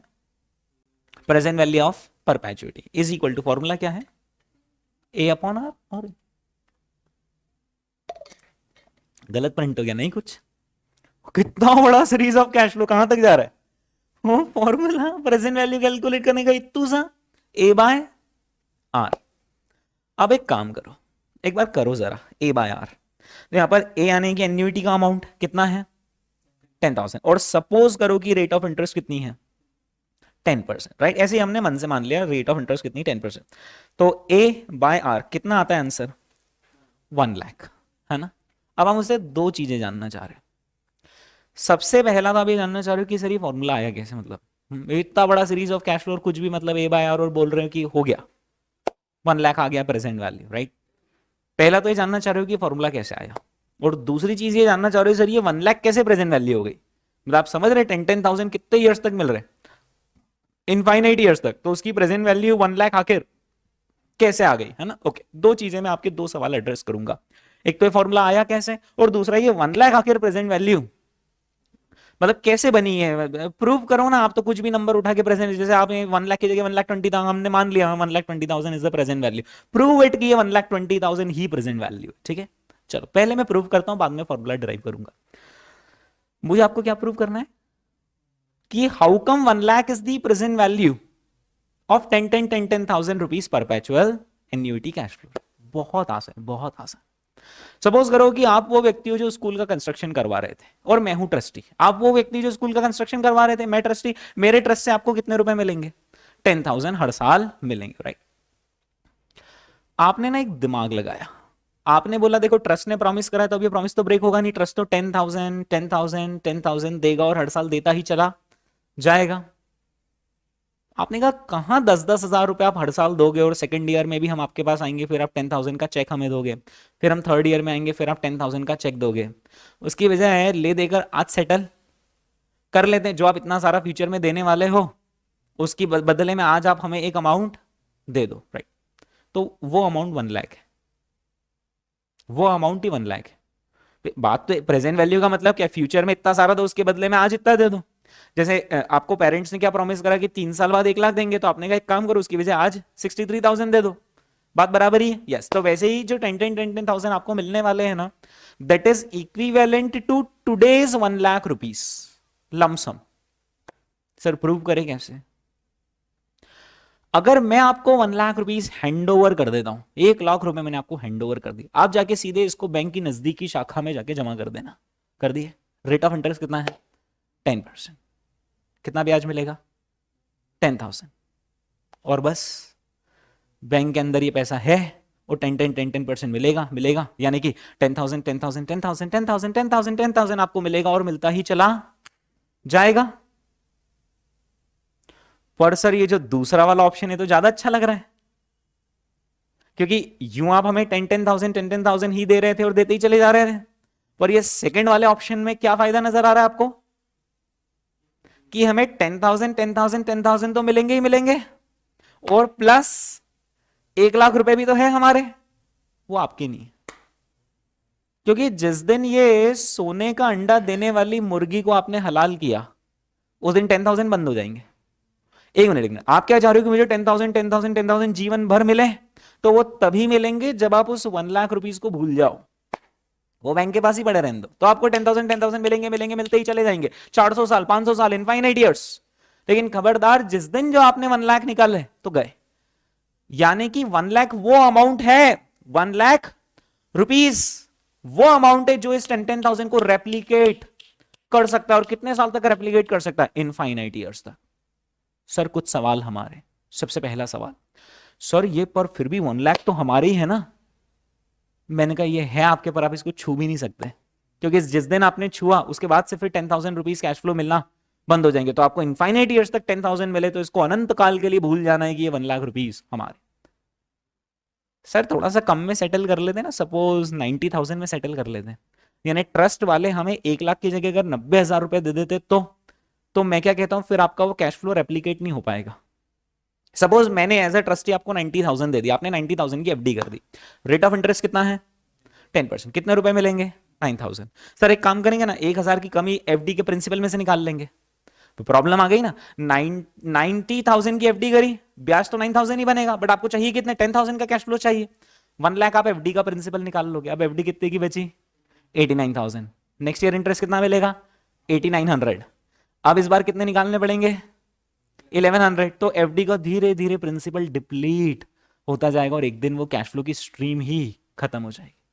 क्या इनफाइनाइट ईयर्स तक रेप्लीकेट हो पाएगी 90,000 से? मैं कहता हूं 99,000 से भी रेप्लीकेट नहीं हो पाएगी, क्योंकि 99,000 की भी अगर आप एफडी कर देते हो तो ब्याज कितना बनेगा? 9,900। कितने रुपए प्रिंसिपल से निकालने पड़ेंगे? 100 रुपए। 100 रुपए प्रिंसिपल कम हो गया, जिसकी वजह से अब अगले साल इंटरेस्ट और कम बनेगा, तो प्रिंसिपल और ज्यादा निकालना पड़ेगा। हाँ, तो मैं क्या कह रहा हूं कि वो 10,000 रेप्लीकेट करने का दम किस अमाउंट में? 90,000 में है। 10,000 का कैश फ्लो रेप्लीकेट करने का दम 90,000 में है, 99,000 में है, सिर्फ किसमें है? तो 1 लाख हुई ना भाई सच्ची प्रेजेंट वैल्यू 10,000 की, क्योंकि बजाय कि आप 10,000 तब दो, आप एक काम करो आज मुझे कितने दे दो? 1 lakh. Is that clear? So that's the logical proof कि 1 lakh is the true present value, because only 1 lakh rupees can replicate 10,000 for infinite years. कुछ स्टूडेंट्स के मन में एक सवाल आता है कि सर मान लो अगर ब्याज की दर बैंक में चेंज हो गई तो वो आपका मेरा मुद्दा नहीं। यहां पर assumption क्या है कि इंटरेस्ट रेट सेम रहेगी। Is that clear? वो अगर चेंज हो रही है तो फिर तो ये आपने ये जो फॉर्मूले में आर फिट करा वही गलत हो गया, क्योंकि यहाँ जो आर फिट किया जाता है वो फिट किया जाता है जो हमेशा हमेशा रेट ऑफ इंटरेस्ट रहेगा। ठीक है, अब आप दूसरी चीजें समझ रही है, ये इतना छोटा फॉर्मूला आया कैसे, मतलब कुछ भी वो वहां तो आप इतना बड़ा फॉर्मूला बता रहे थे, ये वाला फॉर्मूला जहां पर कैश फ्लो सिर्फ कितने थे, 2 4 5, और अभी ये कैश फ्लो 5 या इनफाइनाइट ईयर्स तक है, इनफाइनाइट ईयर्स तक है, उसके लिए इतना सा फॉर्मूला। जी हाँ, ये जो फॉर्मूला है ना,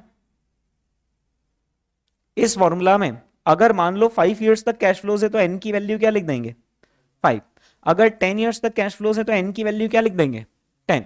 और इसी फॉर्मूला में अगर इनफाइनाइट ईयर्स तक कैश फ्लो है तो एन की वैल्यू क्या हो जाएगी, इनफाइनाइट। बस अब आप इस फॉर्मूला को सॉल्व कर लीजिए इनफाइनाइट लेकर, तो आपका वो वाला फॉर्मूला डिराइव हो जाएगा।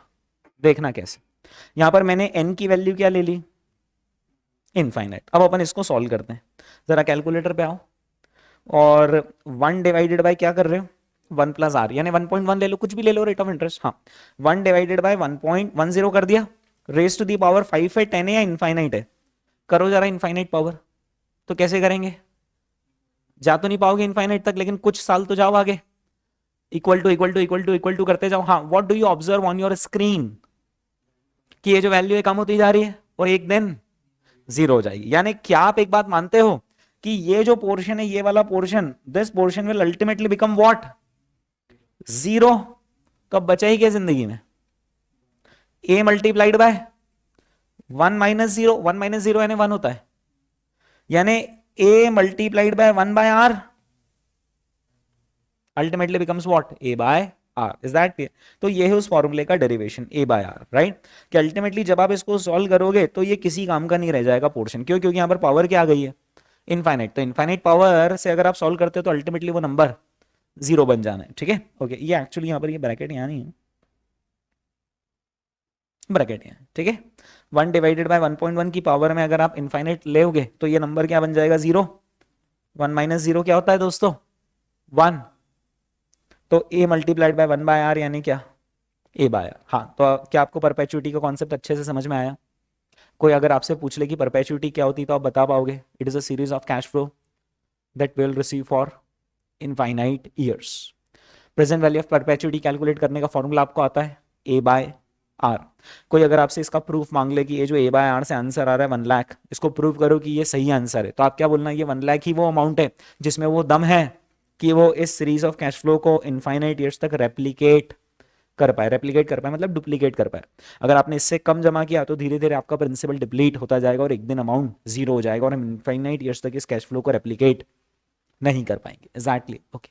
कोई अगर आपसे इसका डेरिवेशन पूछ ले तो आप क्या करना, प्रेजेंट वैल्यू ऑफ एन्युइटी का फॉर्मूला उठाना और उसमें एन की वैल्यू क्या फिट कर देना, इनफाइनाइट। तो अल्टीमेटली ये फॉर्मूला आ जाएगा। कुछ पूछना चाह रहे हैं?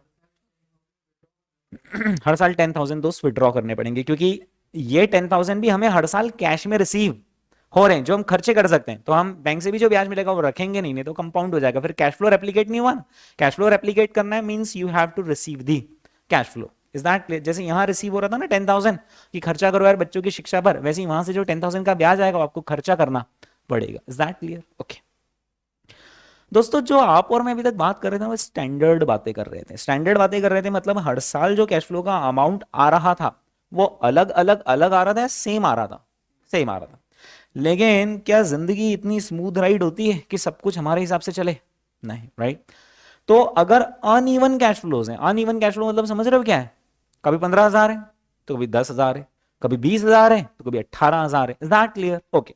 तो अगर अनइवन कैश फ्लोज है तो अनइवन कैश फ्लोज की आखिर प्रेजेंट वैल्यू कैसे कैलकुलेट करना, वो अब हम दोस्तों यहां पर सीख रहे हैं। ओके, यहां पर मैंने आपके सामने एक सीरीज ऑफ कैश फ्लो लिखा है।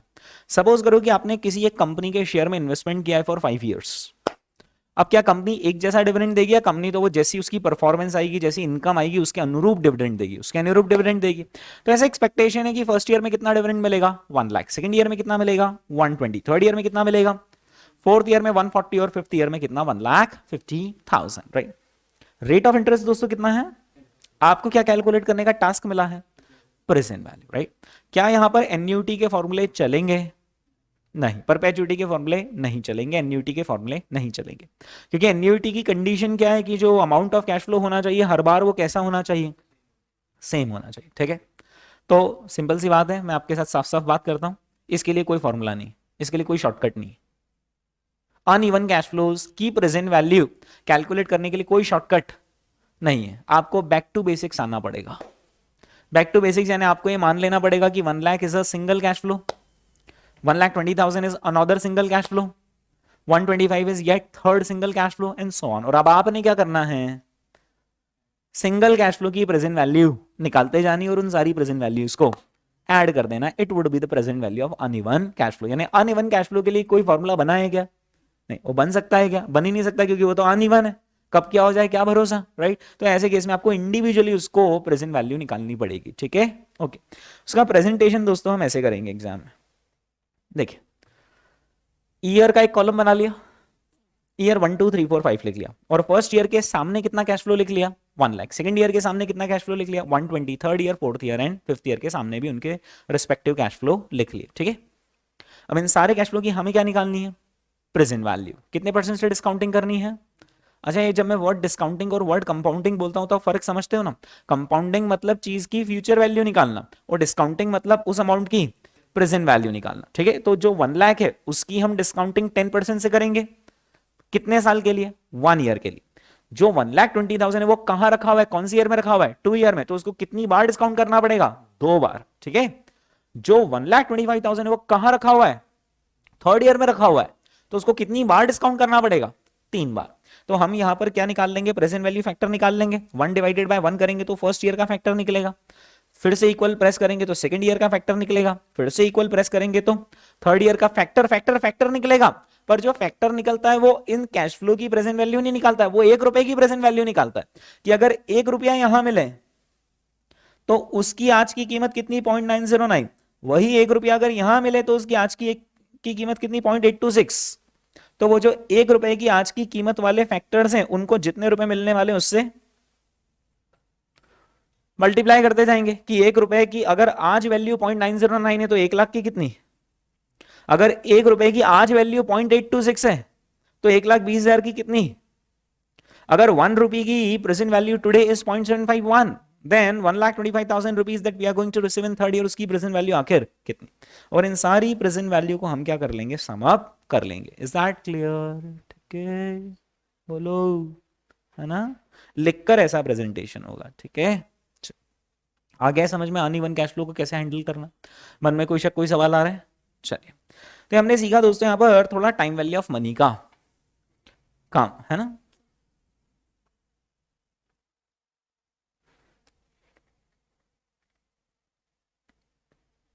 टाइम वैल्यू ऑफ मनी में क्या क्या चीजें सीख ली, रिपीट करूं मुझे जरा। Future value of a single sum आता है, फॉर्मूला क्या होता है फ्यूचर वैल्यू का? Present value into 1 plus R की पावर n। और present value of single sum आ गया क्या? Future value upon 1 plus R की power n।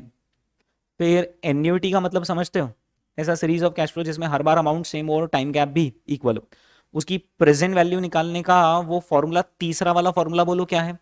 PVA is equal to A into PVAF at the rate of R percentage for n periods, है ना। बस ये लिखने भर का करना है, बाकी करना अपने मन की कैलकुलेटर में। हाँ, तो कैलकुलेटर की प्रोसेस क्या होती है, 1 divided by 1.1 equal equal equal करते जाओ, स्क्रीन पे बस नजारा देखते जाओ, और फिर जीटी का बटन प्रेस कर दो। जीटी क्या करता है, जितने सारे प्रेजेंट वैल्यू फैक्टर है उसको सम अप करके आपके सामने, ये रहा क्या हुक्म मेरे आका, ये रहा प्रेजेंट वैल्यू एन्युटी फैक्टर।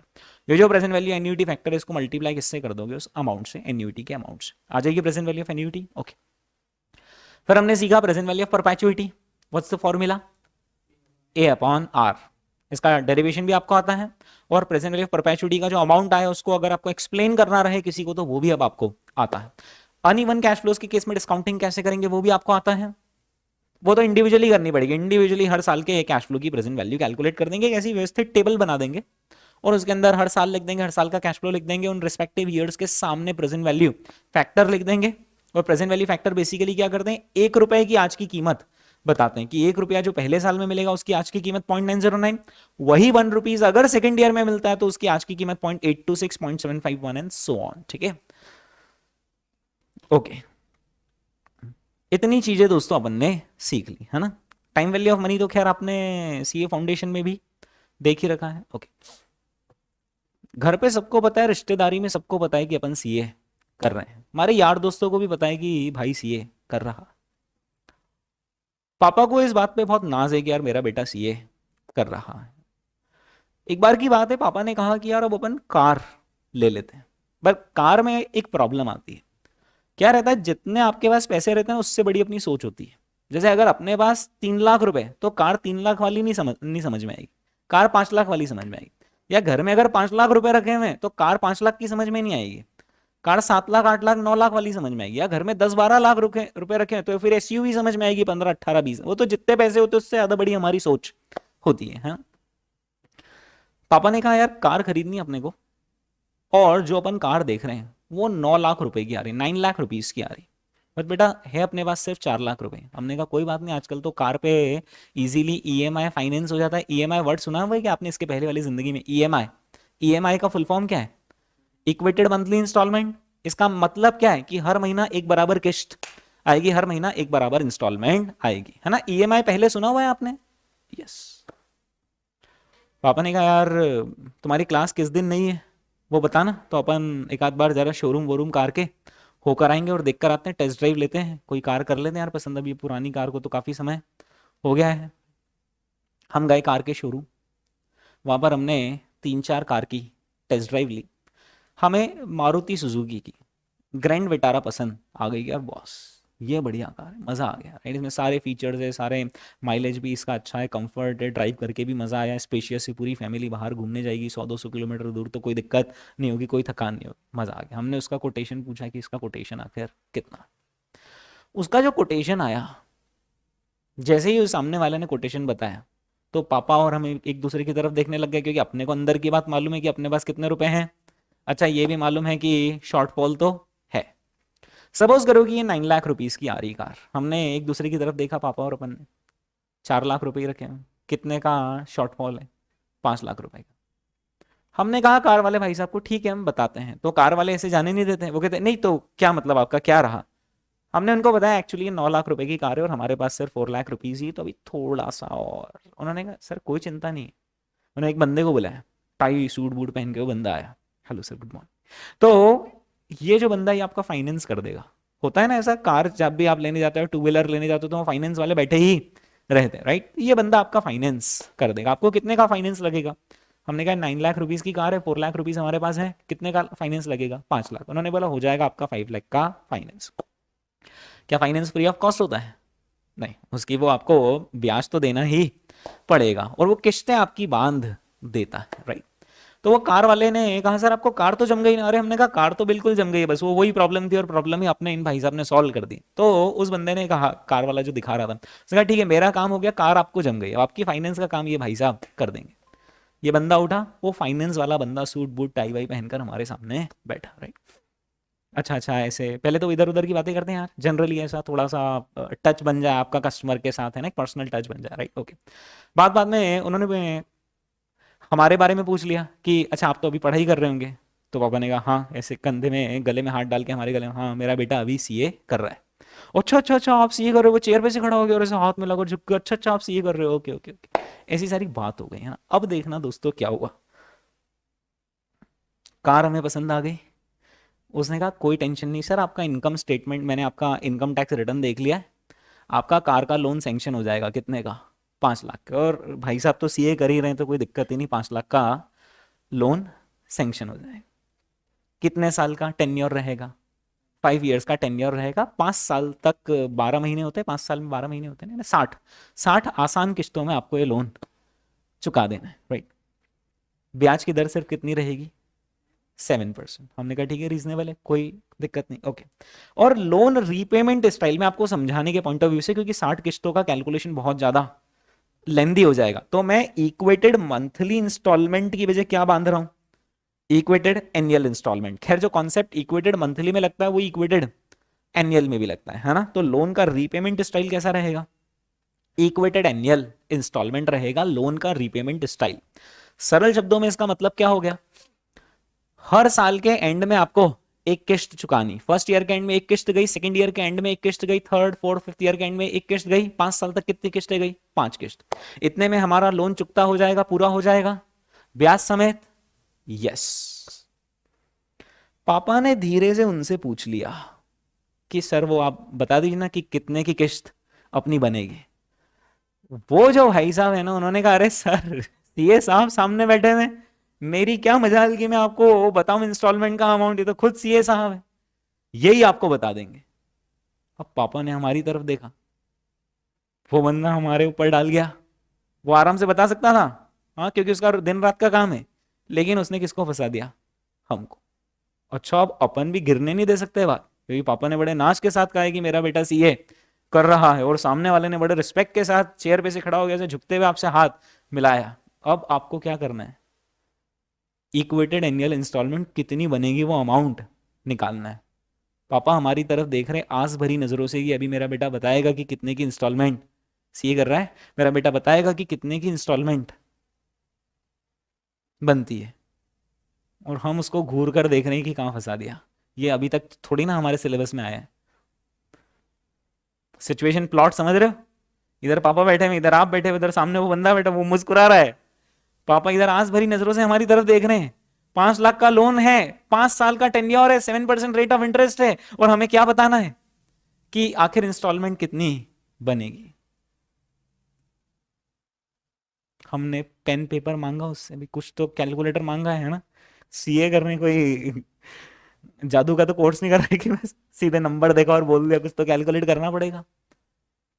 अब हमने अपने होश संभाले और हमने कहा अब कुछ तो करना पड़ेगा, राइट। इक्वेटेड इंस्टॉलमेंट्स में आपने धीरे धीरे धीरे अपना थोड़ा होश संभाला और आपने कहा अब किसी तरीके से मुझे फिगर आउट करना पड़ेगा। ईएमआई के कॉन्सेप्ट में मैं ईएमआई बोलूंगा या ईएआई बोलूंगा, एक ही बात समझना भी उसको, है ना? ओके। जब भी आप ईएमआई पे करते हो, इक्वेटेड मंथली इंस्टॉलमेंट पे करते हो, तो शुरुआती महीने जो होते हैं ना, उसमें जितना अमाउंट जाता है, टोटल जितना अमाउंट जाता है, सपोज करो कि हमारी किस्त बनी 1,20,000 की, ज्यादा बड़ी बात नहीं कर रहा हूं, कितने की किस्त बनी? 1,20,000 की। तो शुरुआत की जो किस्त होती है उसमें ज्यादा बड़ा कंपोनेंट किसका होता है और थोड़ा सा ही कंपोनेंट किसका होता है? ये आपको फीचर पता है ना, ईएमआई में शुरुआत में ब्याज ज्यादा जाता है और प्रिंसिपल बहुत कम जाता है, लेकिन धीरे धीरे जैसे जैसे लोन मेच्योर होता जाता है, पकता जाता है, क्लियर ऑफ होता जाता है, तो वैसे वैसे इंटरेस्ट का पोर्शन लेटर ईयर्स में कम होता जाता है, और ऑब्वियसली इंटरेस्ट का पोर्शन कम होगा तो फिर प्रिंसिपल का प्रोपोर्शन बढ़ता जाएगा। अच्छा, ओवरऑल किस्त तो आखिरी वाली भी कितनी ही पे करनी है, क्योंकि ईएमआई का कॉन्सेप्ट ही क्या है? इक्वेटेड इंस्टॉलमेंट, यानी हर बार जो किस्त बनेगी वो सेम बनेगी, लेकिन किस्त के जो अंदर इंटरेस्ट और प्रिंसिपल का बाइफर्केशन है वो एक बराबर होगा या बार बार चेंज होगा? बार बार चेंज होगा, ठीक है। ये तो कॉन्सेप्ट वाली बात हो गई, पर इससे पापा को उनके सवाल का जवाब नहीं मिला। वो आज भी क्या जवाब चाह रहे हैं कि बेटा 5 लाख का लोन ले रहे हैं, 5 साल में क्लियर होगा, ये रेट ऑफ इंटरेस्ट है, तो किस्त आखिर कितनी बनेगी ये बताओ बेटे, किस्त कितनी बनेगी?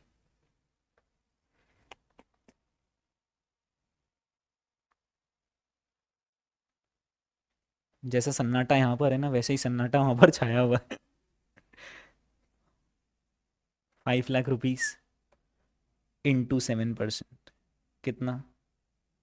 35,000। 1 साल का ब्याज इंटू 5 years,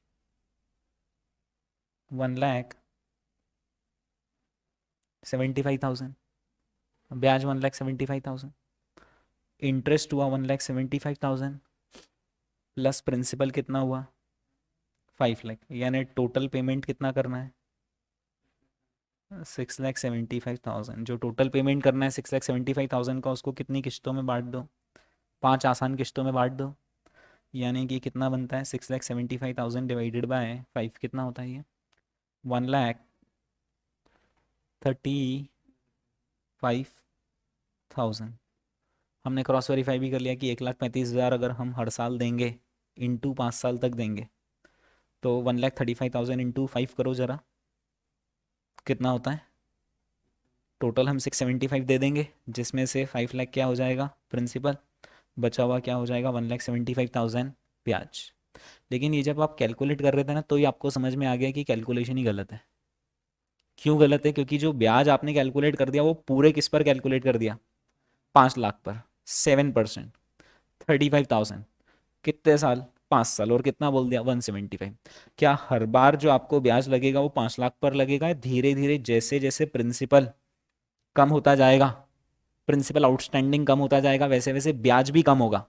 यानी पहले साल, चलो मैं मानता हूं कि पहले साल ब्याज लगेगा 35,000, क्योंकि आपने 5 लाख का लोन लिया 7% पर, तो पहले साल तो ब्याज लगेगा 35,000। लेकिन क्या सेकेंड ईयर में 35,000 लगेगा ब्याज? उससे कम लगेगा।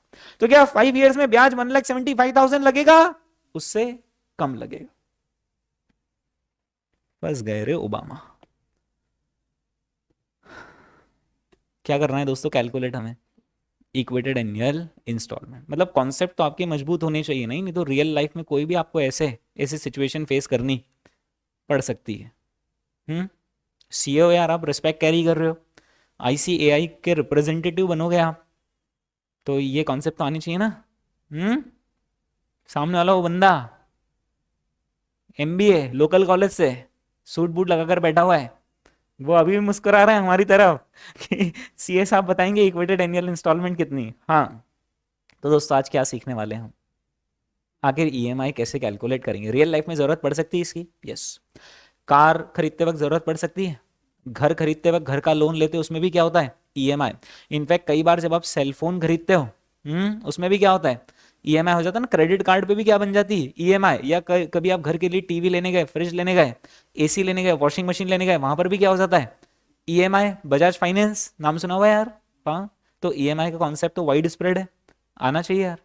और आना क्या चाहिए? मान लो हमें कैलकुलेट करने का मौका नहीं भी पड़े, पर जब अगर हम घर बनाने के लिए 50 लाख का लोन ले रहे हैं, तो एज अ फाइनेंस स्टूडेंट आपको आना चाहिए ना कि बंदे ने कैलकुलेशन में गलती तो।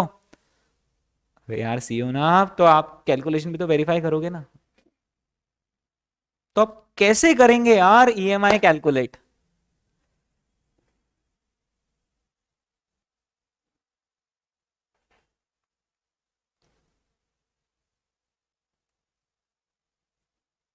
होती तो है कैलकुलेट, पर कैसे होती है ईएमआई कैलकुलेट? अच्छा, मैं हिंट आपको एक दे दूं, इसके लिए कोई नया फॉर्मूला नहीं है। जो आपने अभी तक की जिंदगी में पढ़ रखा है ना, बस उन्हीं कॉन्सेप्ट को आपको गैदर करना है। मतलब जो शक्तियां अभी आपके पास है ना, उन्हीं शक्तियों का उपयोग करना है। ईएआई निकल जाएगा, इक्वेटेड एनुअल इंस्टॉलमेंट निकल जाएगा।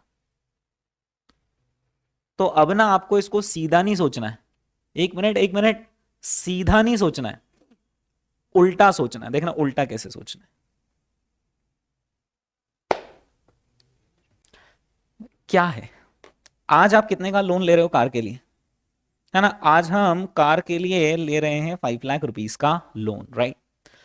जिसमें हम फर्स्ट ईयर में कुछ किस्त पे करेंगे, जो आपको भी नहीं मालूम है कि अभी अमाउंट कितना है। इनफैक्ट मैं बता रहा हूं, मुझे भी नहीं मालूम है कि अमाउंट कितना है, पर मुझे यह जरूर मालूम है कि जितना फर्स्ट ईयर में अमाउंट है उतना ही टोटल अमाउंट यार, टोटल अमाउंट जो आप इंस्टॉलमेंट का पे करोगे किस्त, वो जितनी फर्स्ट ईयर में उतनी सेकंड ईयर में उतनी थर्ड ईयर में उतनी फोर्थ ईयर में और उतनी ही फिफ्थ ईयर में। तो ये जो अमाउंट है ना, ये एक ऐसा सीरीज ऑफ कैश फ्लो है जिसमें हर बार अमाउंट सेम है, टाइम गैप सेम है। यानी ये तो अपना वही हो गया यार, वही हुआ, ये तो एन्युइटी हुआ। यानी जो आप ईएमआई पे करते हो वो क्या है? वो एन्युइटी है। जो आप ईएमआई पे करते हो वो क्या है? वो एन्युइटी है। बोलो यार, है ना? ओके। पर ये जो एन्युइटी है इसके अंदर ब्याज भी शामिल है, यस और नो? यस। अगर मैं इस एन्युइटी की प्रेजेंट वैल्यू निकाल लूं तो ब्याज हट जाएगा, सिर्फ प्रिंसिपल रह जाएगा। एक मिनट, अगर आज का जो अमाउंट रहता है उसमें ब्याज होता है नहीं होता है? आज ब्याज नहीं होता है, फ्यूचर में ब्याज होता है। आज तो प्योर अमाउंट होता है ना। अरे जैसे पापा ने आपको 4 साल बाद सीए बनोगे 1 लाख का गिफ्ट बोला है, तो उस 1 लाख के अंदर इंटरेस्ट इंक्लूडेड है 4 इयर्स का। बट जब भी आपने उस 1 लाख की प्रेजेंट वैल्यू निकाल ली, प्रेजेंट वैल्यू निकाल ली 63,000, तो 63,000 क्या है? ब्याज है, वो तो मूल है। Principal, yes. प्रिंसिपल हमारे लोन का कितना है? क्या 5 लाख में ब्याज है? नहीं। लेकिन फ्यूचर में जो एन्युइटी होंगी उनके अंदर ब्याज होगा, यस। गेम गेम देखना, इसको गेम की तरह सोचना। ये जो 5 लाख है ये प्रिंसिपल है, इसको अगर मैं आगे फेंकूंगा, इस प्रिंसिपल को अगर मैं आगे फेंकूंगा तो ब्याज जुड़ जाएगा। प्रिंसिपल है ना, इसको मैं आगे फेंकूंगा तो ब्याज जुड़ जाएगा। और अगर इन सबको इकट्ठा करके आज यहां लाऊंगा तो ब्याज हट जाएगा। यस और नो? आज तक की जिंदगी में मालूम है क्या होता था आपके साथ?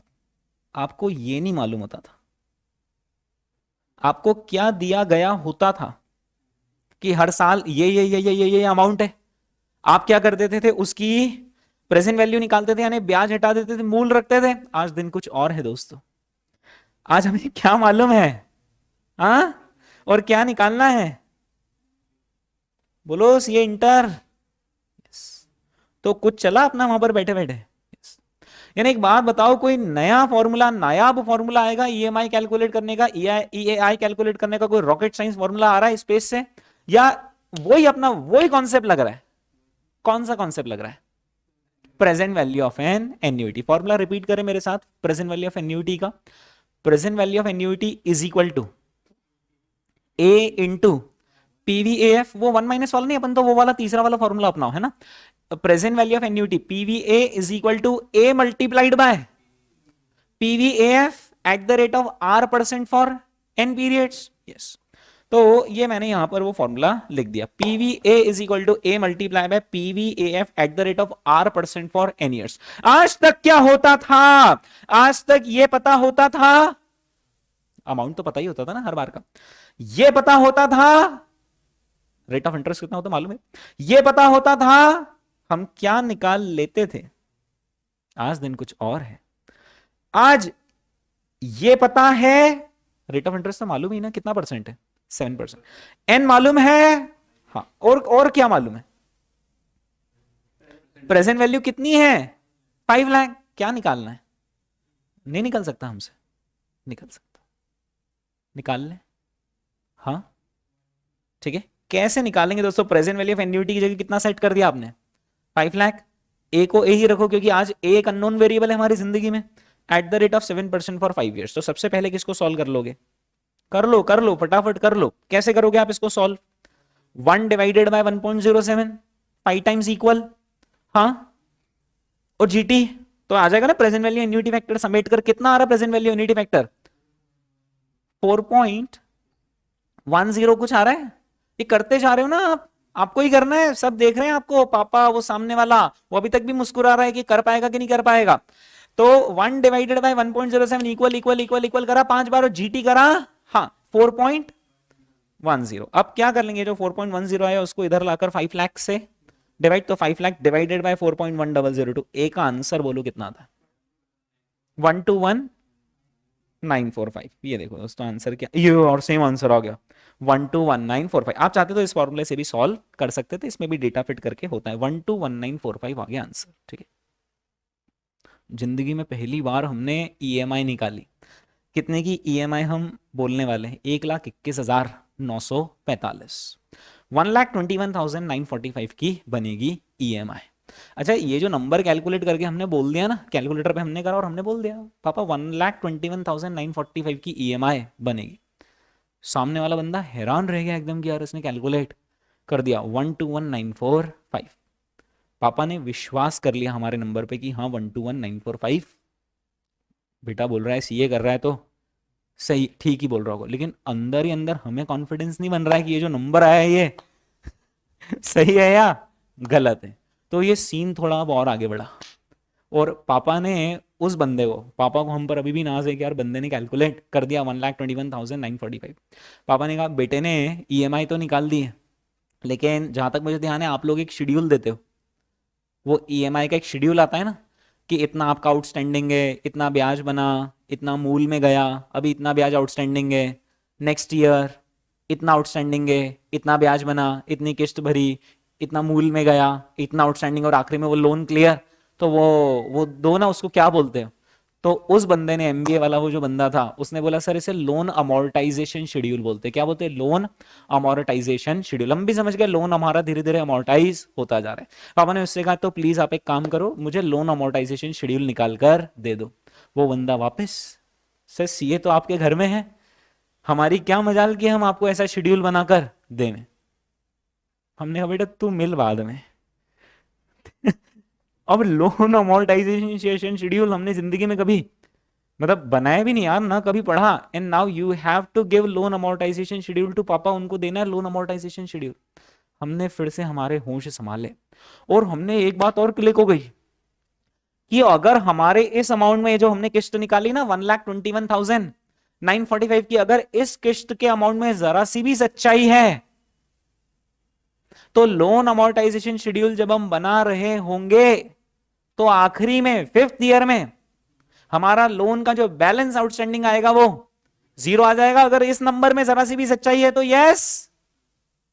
हमने कहा हाँ ठीक है पापा दे देंगे, चलते हैं घर, अब तो जब सब कर रही है हमको है तो हम इसके सामने आखिर क्यों बैठे हुए। हम वापस घर पर आ गए।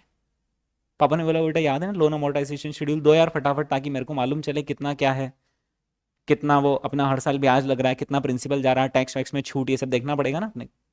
हमने कहा ठीक है। अब तो क्या अपन अपने इलाके में आ गए ना यार, अभी एकदम सारा प्रेशर नहीं ना, परफॉर्मेंस प्रेशर कि कोई सामने बैठा और ऑन द स्पॉट हमें करना ही कैलकुलेट। हम आए, क्या बनाना है दोस्तों, लोन अमोर्टाइजेशन शेड्यूल, यानी लोन धीरे धीरे अमोर्टाइज होता जाएगा। उसका थोड़ा लॉजिकली सोचो कि क्या स्ट्रक्चर होगा लोन अमोर्टाइजेशन शेड्यूल का। तो सबसे पहला कॉलम तो आएगा ईयर का, year 1, year 2, year 3, year 4, year 5। सबसे पहला आएगा opening loan outstanding, opening principal outstanding, जो कितना आ जाएगा 5 लाख, राइट। इस 5 लाख का 7% यानी कितना होता है 35,000, ये बनेगा पहले साल का ब्याज। लेकिन जो हम किस्त दे रहे हैं वो कितनी दे रहे हैं 1,21,945। तो 1,21,945 की जब हम किस्त देंगे जिसमें से ब्याज कितना बनता है 35,000, यानी रिमेनिंग कहां लेस होगा प्रिंसिपल में, और ये निकल जाएगा क्लोजिंग प्रिंसिपल आउटस्टैंडिंग। जो इधर क्लोजिंग प्रिंसिपल आउटस्टैंडिंग आएगा वो नेक्स्ट ईयर के लिए ओपनिंग प्रिंसिपल आउटस्टैंडिंग आ जाएगा, उस पे फिर से ब्याज कैलकुलेट कर देंगे eight the rate of 7%। Obviously वो अब 35,000 नहीं आएगा, उससे कम आएगा क्योंकि हमने कुछ प्रिंसिपल पे कर दिया। ये कम ब्याज जो आएगा, हमने देखा था ना ब्याज धीरे धीरे अमाउंट कम होता जाता है, पर हमें टोटल अमाउंट तो 121,945 ही पे करना है, उसमें से ब्याज हटा देंगे, बचा हुआ कहां जाएगा मूल में, प्रिंसिपल में, और धीरे धीरे शेड्यूल नीचे खिसकता जाएगा और अल्टीमेटली 5th ईयर आ जाएगा। भगवान से क्या प्रार्थना करेंगे कि हे भगवान आखिरी में क्या आ जाए प्रिंसिपल आउटस्टैंडिंग, तो सारी बातें सही हो जाएगी, हमने जो कैलकुलेशन करा वो भी बिल्कुल परफेक्ट आ जाएगा, और ये लोन अमोर्टाइजेशन शेड्यूल अपने हाथ से बना हुआ हम पापा को दे देंगे। पापा उसको फाइनेंस वाले बंदे की कोई जरूरत नहीं है ना दोस्तों। लोन अमोर्टाइजेशन शेड्यूल देखें यहाँ पे किस तरीके से बनेगा, आपको थोड़ा कैलकुलेटर चलाना पड़ेगा दोस्तों, है ना। ओके, ईयर 1 लिखा, ओपनिंग प्रिंसिपल कितना लिख लिया हमने 5 लाख, उस पर ब्याज कितना है 7%, यानी कितना होता है इंटरेस्ट 35,000। लेकिन जो किस्त आप दे रहे हो वो कितनी दे रहे हो 121,945 दे रहे हो। उस 121,945 की जो किस्त है उसका बाइफरकेशन क्या होगा, उसमें से इंटरेस्ट पेमेंट के नाम पर कितना जाएगा, यानी रिमेनिंग अमाउंट क्या पेमेंट के नाम पर जाएगा। यही आता है क्या प्रिंसिपल, ये नंबर गलत हो सकते हैं दोस्तों क्योंकि ये मैंने टाइप नहीं करे हैं ना, मैं लॉजिक जानता हूं, बाकी मैं एक एक नंबर वेरीफाई नहीं करता हूं, वो आपको करना है। कितना आ रहा है 86,945 ही आ रहा है क्या, हाँ। तो अब हमारा क्लोजिंग बैलेंस आउटस्टैंडिंग कैसे निकाल लेंगे, 5 लाख में से क्या माइनस कर देंगे प्रिंसिपल रीपेमेंट, यही आता है क्या। ऑल्टरनेटिवली कुछ कुछ बच्चे ऐसा भी करते हैं कि 5 लाख लेते हैं उसमें ये जोड़ देते हैं और फिर ये पूरी किस्त माइनस कर देते हैं, तो ब्याज तो जुड़ के और माइनस हो गया और प्रिंसिपल माइनस हो गया, तो भी यही आंसर आता है क्या 413055। जो आज क्लोजिंग है दोस्तों सेकंड ईयर में ओपनिंग बन जाएगा, उसका कितना परसेंट कितना आता है, थोड़ा सा राउंडिंग ऑफ होगी दोस्तों, है ना 28,914। हम जो किस्त पे करेंगे वो कितनी पे करेंगे 1,21,945 की 121,945 की, लेकिन उसमें से ब्याज कितना मान लिया जाएगा, यानी बचा हुआ मूल मानेंगे ना प्रिंसिपल। हाँ, तो जो प्रिंसिपल आउटस्टैंडिंग है उसमें से प्रिंसिपल माइनस होगा ना, कितना आता आउटस्टैंडिंग, ठीक है। ये यार कैलकुलेटर पे वेरीफाई करते जाना दोस्तों, क्योंकि मेरे नंबर्स की कोई गारंटी नहीं, कॉन्सेप्ट तो मुझे आते हैं। 3,20,021 आ गया, उस पर फिर से क्या कैलकुलेट कर लेंगे 2, 4, 5, 7 रुपए प्लस माइनस अंतर आ सकता है। कितना बता रहे हो 3,20,000 चलेगा, वो थोड़ा बहुत 2-4 रुपए का अंतर आएगा, है ना। ओके, अब कितना आ रहा है 3,20,021, ठीक है 24 आ रहा है क्या, तो 1 मिनट में यहाँ पे करेक्ट कर देता हूं, अगर इतने सारे लोग बोल रहे तो ये कर दिया, ठीक है 4। हाँ, अब ये जो 3,20,024 उसका 7% कैलकुलेट करो, यही आ रहा है क्या 22402 ही आ रहा है ना? ओके, मतलब वहां पे टाइपो एरर है ना? वो तो मैंने आपको पहले ही बोल रखा, हो सकता है, वेरीफाई करना आपकी जिम्मेदारी। 121,945 की जो टोटल इंस्टॉलमेंट है उसमें से ब्याज के नाम पर इतना चल जाएगा, तो बचा हुआ मूल के नाम पर। तो 3,20,024 में से ये प्रिंसिपल रीपेमेंट माइनस कर दीजिए, ये आता है क्या? हम्म,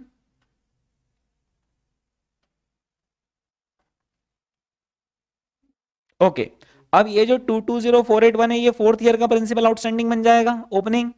उस पर कितना इंटरेस्ट कैलकुलेट कर दिया, कितना आता है? हम्म, ओके, 15433 यानी वही 15434, ठीक है। 121,945 में से ये ब्याज हटा दो तो बचा हुआ प्रिंसिपल मान लिया जाएगा, है ना? इस अमाउंट में से प्रिंसिपल जो हमने रीपे करा वो माइनस कर देंगे। अब कितना आता है आउटस्टैंडिंग? 113970, राइट। अब ये जो 113970 है वो हम कहां लिख लेंगे? ओपनिंग में। हाँ, उसका कितना परसेंट इंटरेस्ट? 7%। कितना बताओ जरा मुझे, कितना आता है? 7979 आ रहा है। हम जो किस्त पे कर रहे हैं वो कितने की पे कर रहे हैं? 1,21,000। यानी कि प्रिंसिपल के नाम पर कितना जाएगा? आप आपके कैलकुलेटर से बताना, यहां लिखे हुए को मत देखना, जो आया उसमें से ब्याज माइनस कर दो, बचा हुआ प्रिंसिपल के नाम पे जाएगा। बताइए कितना? 113972 73, नहीं नहीं, हाँ, 121,945 की टोटल किस्त है, उसमें से ब्याज कितना है? 7979 है ना? 113966 आ रहा है ना? 121,945 में से ये जो ब्याज है वो माइनस कर देंगे तो मूल आ जाएगा जो हम रीपे करेंगे। अब आप समझ रहे, एक प्रॉब्लम आती है। ये प्रॉब्लम सिर्फ अपने इसमें नहीं आ रही है, ये दुनिया में जो भी ईएमआई शेड्यूल बनाता है सबको ये प्रॉब्लम आती है। क्या प्रॉब्लम आ गई, आप समझ रहे हो क्या? कि हमारा जो ओपनिंग बैलेंस आउटस्टैंडिंग है वो तो कितना है? 113970। लेकिन जो प्रिंसिपल रीपेमेंट हो रहा है आखिरी में वो कितना हो रहा है? 113966। कितना रुपया आउटस्टैंडिंग रह जा रहा है? 4 रुपीज। लेकिन ये 4 क्या हकीकत में आउटस्टैंडिंग है या बस ये वो राउंडिंग ऑफ के चक्कर है? राउंडिंग ऑफ के चक्कर है। तो हर ईएमआई शेड्यूल में मालूम है क्या होता है? जो सबसे आखिरी वाली किस्त रहती है ना, उसमें छोटा मोटा जो चिंदी एडजस्टमेंट होता है ना, 2 5 7 10 रुपए का, वो कर दिया जाता है बड़ा दिल रख के। बैंक वाला बड़ा दिल रखता है और बोलता है 2 4 5 7 रुपए इमेटेरियल है, वो एडजस्ट करना ही पड़ेगा क्योंकि वो राउंडिंग ऑफ के एरर है भाई। जब आप किस्त जमा करोगे तो हम आपसे 1,21,945 रुपए और 12 पैसे थोड़ी ना ले सकते हैं। Is that clear? पैसों में तो बात ही नहीं होती ना। तो इसलिए आखिरी वाले रो में हम पता है क्या करेंगे? देखो आप भी समझ रहे हो, मोटा मोटी अपना काम हो गया है, लेकिन वो 2 4 5 7 रुपए का अंतर रह नहीं सकता। नहीं तो बैंक की बैलेंस शीट में से 4 4 रुपए वाले कितने सारे ग्राहक आ जाएंगे कि रामलाल से 4 रुपए लेने, श्यामलाल से 4 रुपए लेने, राइट? जबकि वो देंगे नहीं, हम भी लेंगे नहीं। तो क्या किया जाता है आखिरी वाले शेड्यूल में? आप समझ रहे हो क्या? लॉजिकली उल्टा चलते हैं। उल्टा चलते हैं का मतलब है कि जितना ओपनिंग बैलेंस आउटस्टैंडिंग है ना, उतना ही पूरा प्रिंसिपल रीपेमेंट बता देते हैं और ब्याज को क्या ले लेते हैं? As a balancing. कोई बैंक को फर्क नहीं पड़ रहा है, 7979 ब्याज दो या 7975 ब्याज दो, 4 रुपए उन्होंने तो इतना ब्याज ऑलरेडी कमा लिया है, ठीक है? तो 4 रुपए वो ऐसे ही छोड़ देते हैं और वो भी जानते हैं हम छोड़ नहीं रहे, राउंडिंग ऑफ है। बाकी किस्त तो हमने पूरी ली है ना, ठीक है? ओके।